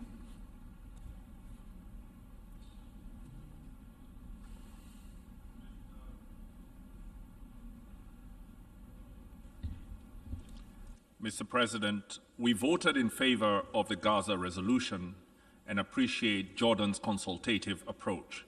The edits made to the text yesterday, acknowledging the 7th October terrorist attacks and the hostages taken by Hamas, and reaffirming the two-state solution, met our minimum expectations. Our favorable vote aimed to address the emergency humanitarian needs of Palestinians in Gaza. However, the resolution did not go far enough in being clear about the terrorist attacks by Hamas that have launched us on this disastrous course. For that reason, we co-sponsored and voted in favor of the Canada amendment for its explicit condemnation of Hamas terrorism and hostage-taking. With the world watching, once again, the General Assembly has taken action while the Security Council struggles to address threats to international peace and security. Each veto that contradicts the objective realities on the ground underscores the urgent need for Security Council reform. Without significant reform, the credibility and legitimacy of the Council, as viewed by the global populace, will continue to diminish. Mr. President, at the start of this debate, we listened closely to the representatives of Israel and Palestine. We were dismayed by their lack of empathy for each other's innocent civilian casualties. This entrenched partiality, this failure to recognize the shared humanity on both sides is a fundamental obstacle to resolving this protracted conflict. On the 7th of October, Hamas terrorists infiltrated 22 Israeli locations using land, sea, and air routes, launching thousands of rockets at civilian areas. They killed over 1,400 people, injured almost 5,000, and took 200 hostages. Our deepest condolences go out to the affected families and communities in Israel.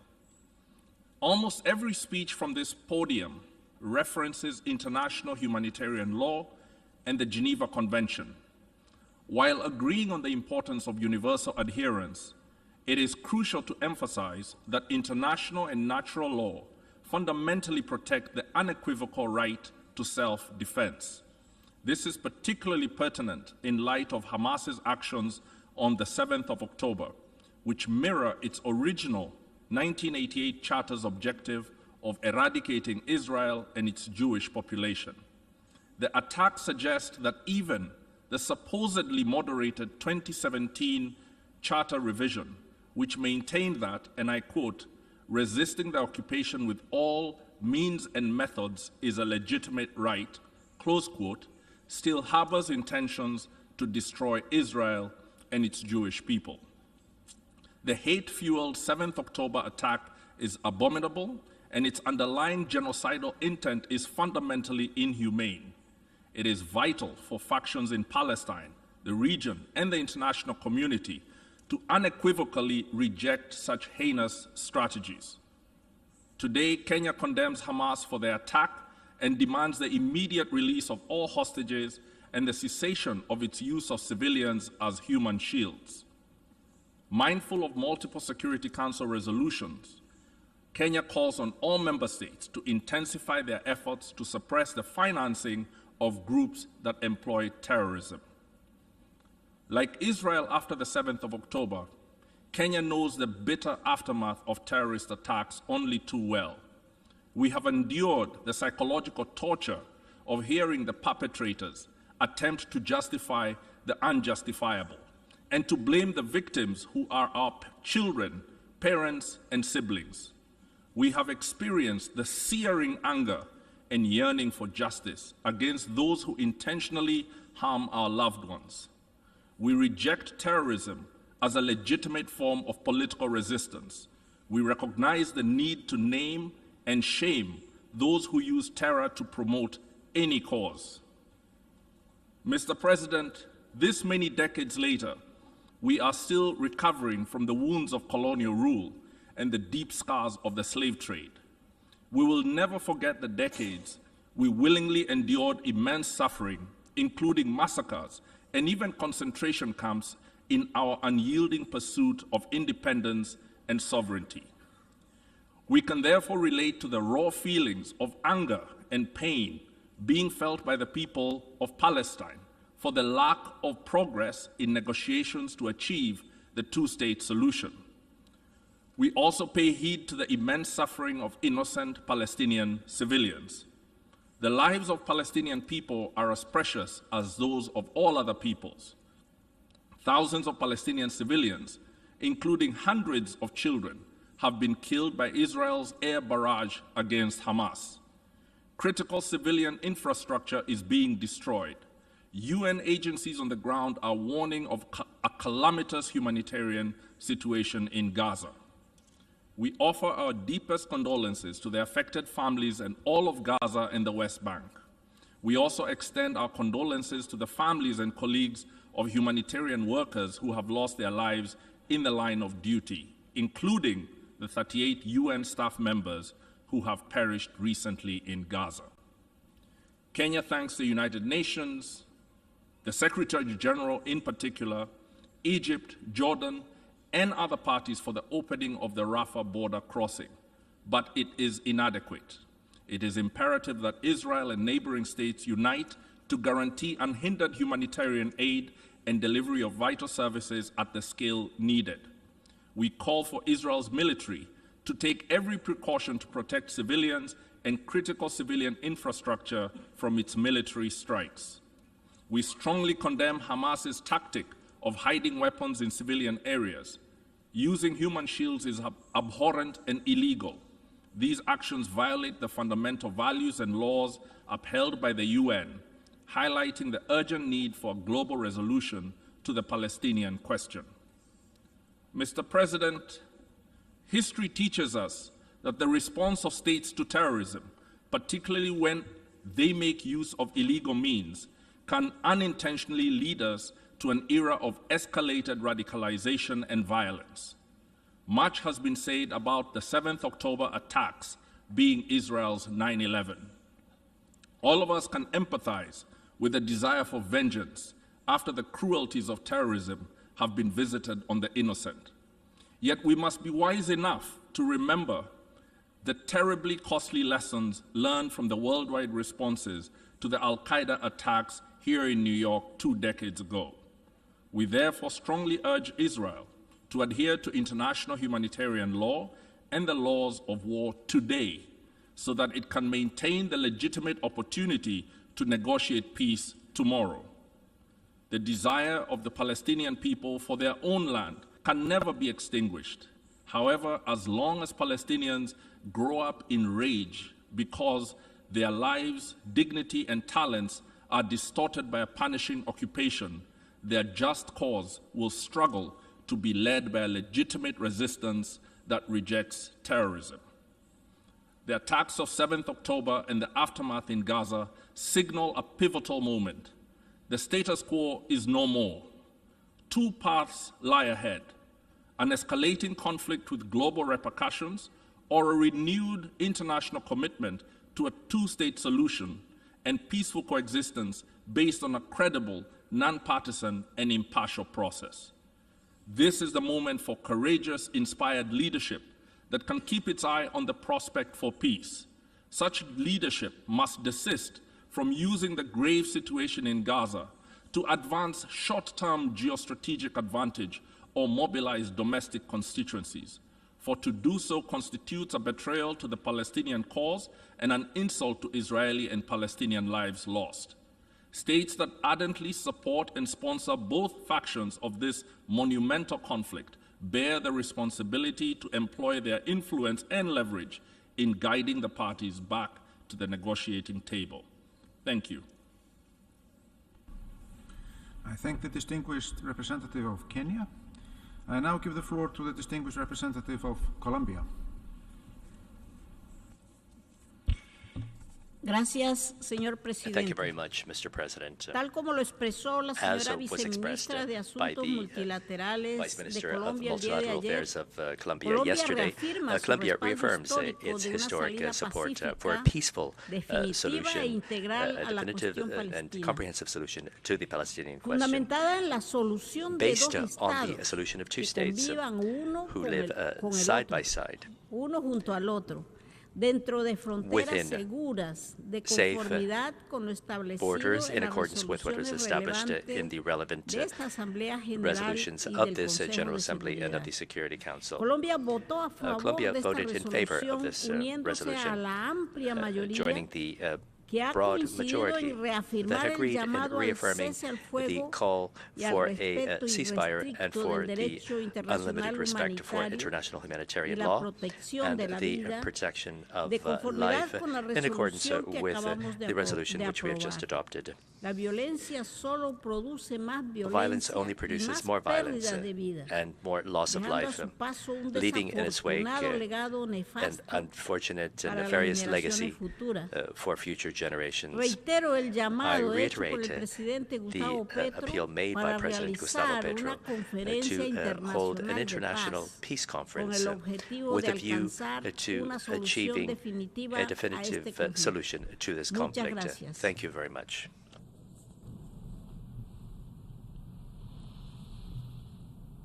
I thank the distinguished representative of Colombia. I now give the floor to the distinguished representative of South Africa. Thank you, Mr. President. South Africa voted yes in favor of Resolution L25 on protection of civilians and upholding legal and humanitarian obligations. Like many here in this hall today, we are deeply disturbed by the harrowing images of death, destruction, and turmoil which have engulfed Gaza as a result of Israeli bombardment of civilians, essential infrastructure, and places of worship. As the international community, we must be united in calling for an immediate, comprehensive ceasefire.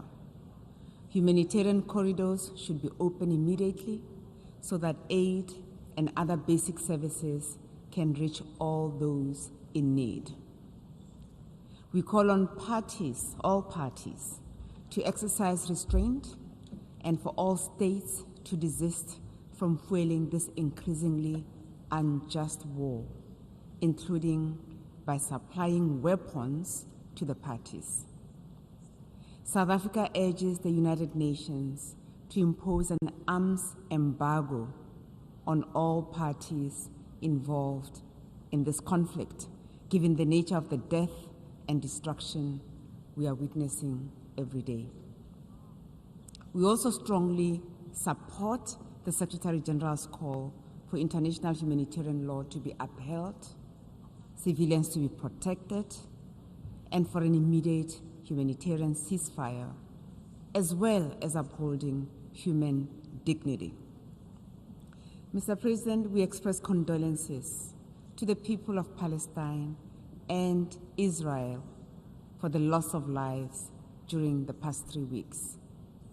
There's an added obligation on Israel as an occupying power over the people and territory it occupies in terms of the Geneva Conventions, including the prohibition against collective punishment. This is the international system based on respect for the rule of international law and international humanitarian law that many in this assembly have been arguing for. The targeting of civilians in armed conflicts, including the use of starvation, destruction of civilian infrastructure, and all other atrocities perpetuated by the occupying power, including calling for the wiping out of a group of people, clearly constitute war crimes, crimes against humanity, and genocide. These are clear violations of international human rights, international humanitarian law, and the Geneva Conventions and their protocols. These violations must be investigated by the relevant international courts at our disposal. Mr. President, we cannot ignore the fact that continued occupation of Palestine by Israel breeds hatred, suffering, and pain. We must not proclaim the importance of international law and the importance of the UN Charter in some situations and not in others, as if the rule of law only applies to a select few. For international law to be credible, it should be uniformly applied and not selective.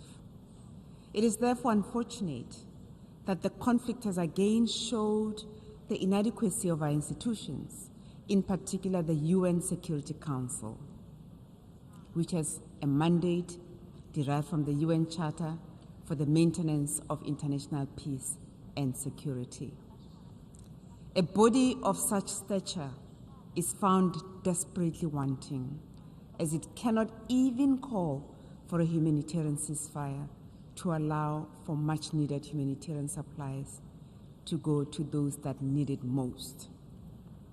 We are deeply concerned by the events in the Security Council in recent days, which have demonstrated the aggravated politicization of a dire humanitarian situation during a time of need and desperation. This should be another wake-up call to all of us to work urgently for the reform of this body. South Africa wishes to join others who have affirmed that the ultimate solution to the Israeli-Palestinian conflict is the establishment of two states, Palestine and Israel, living side by side in peace.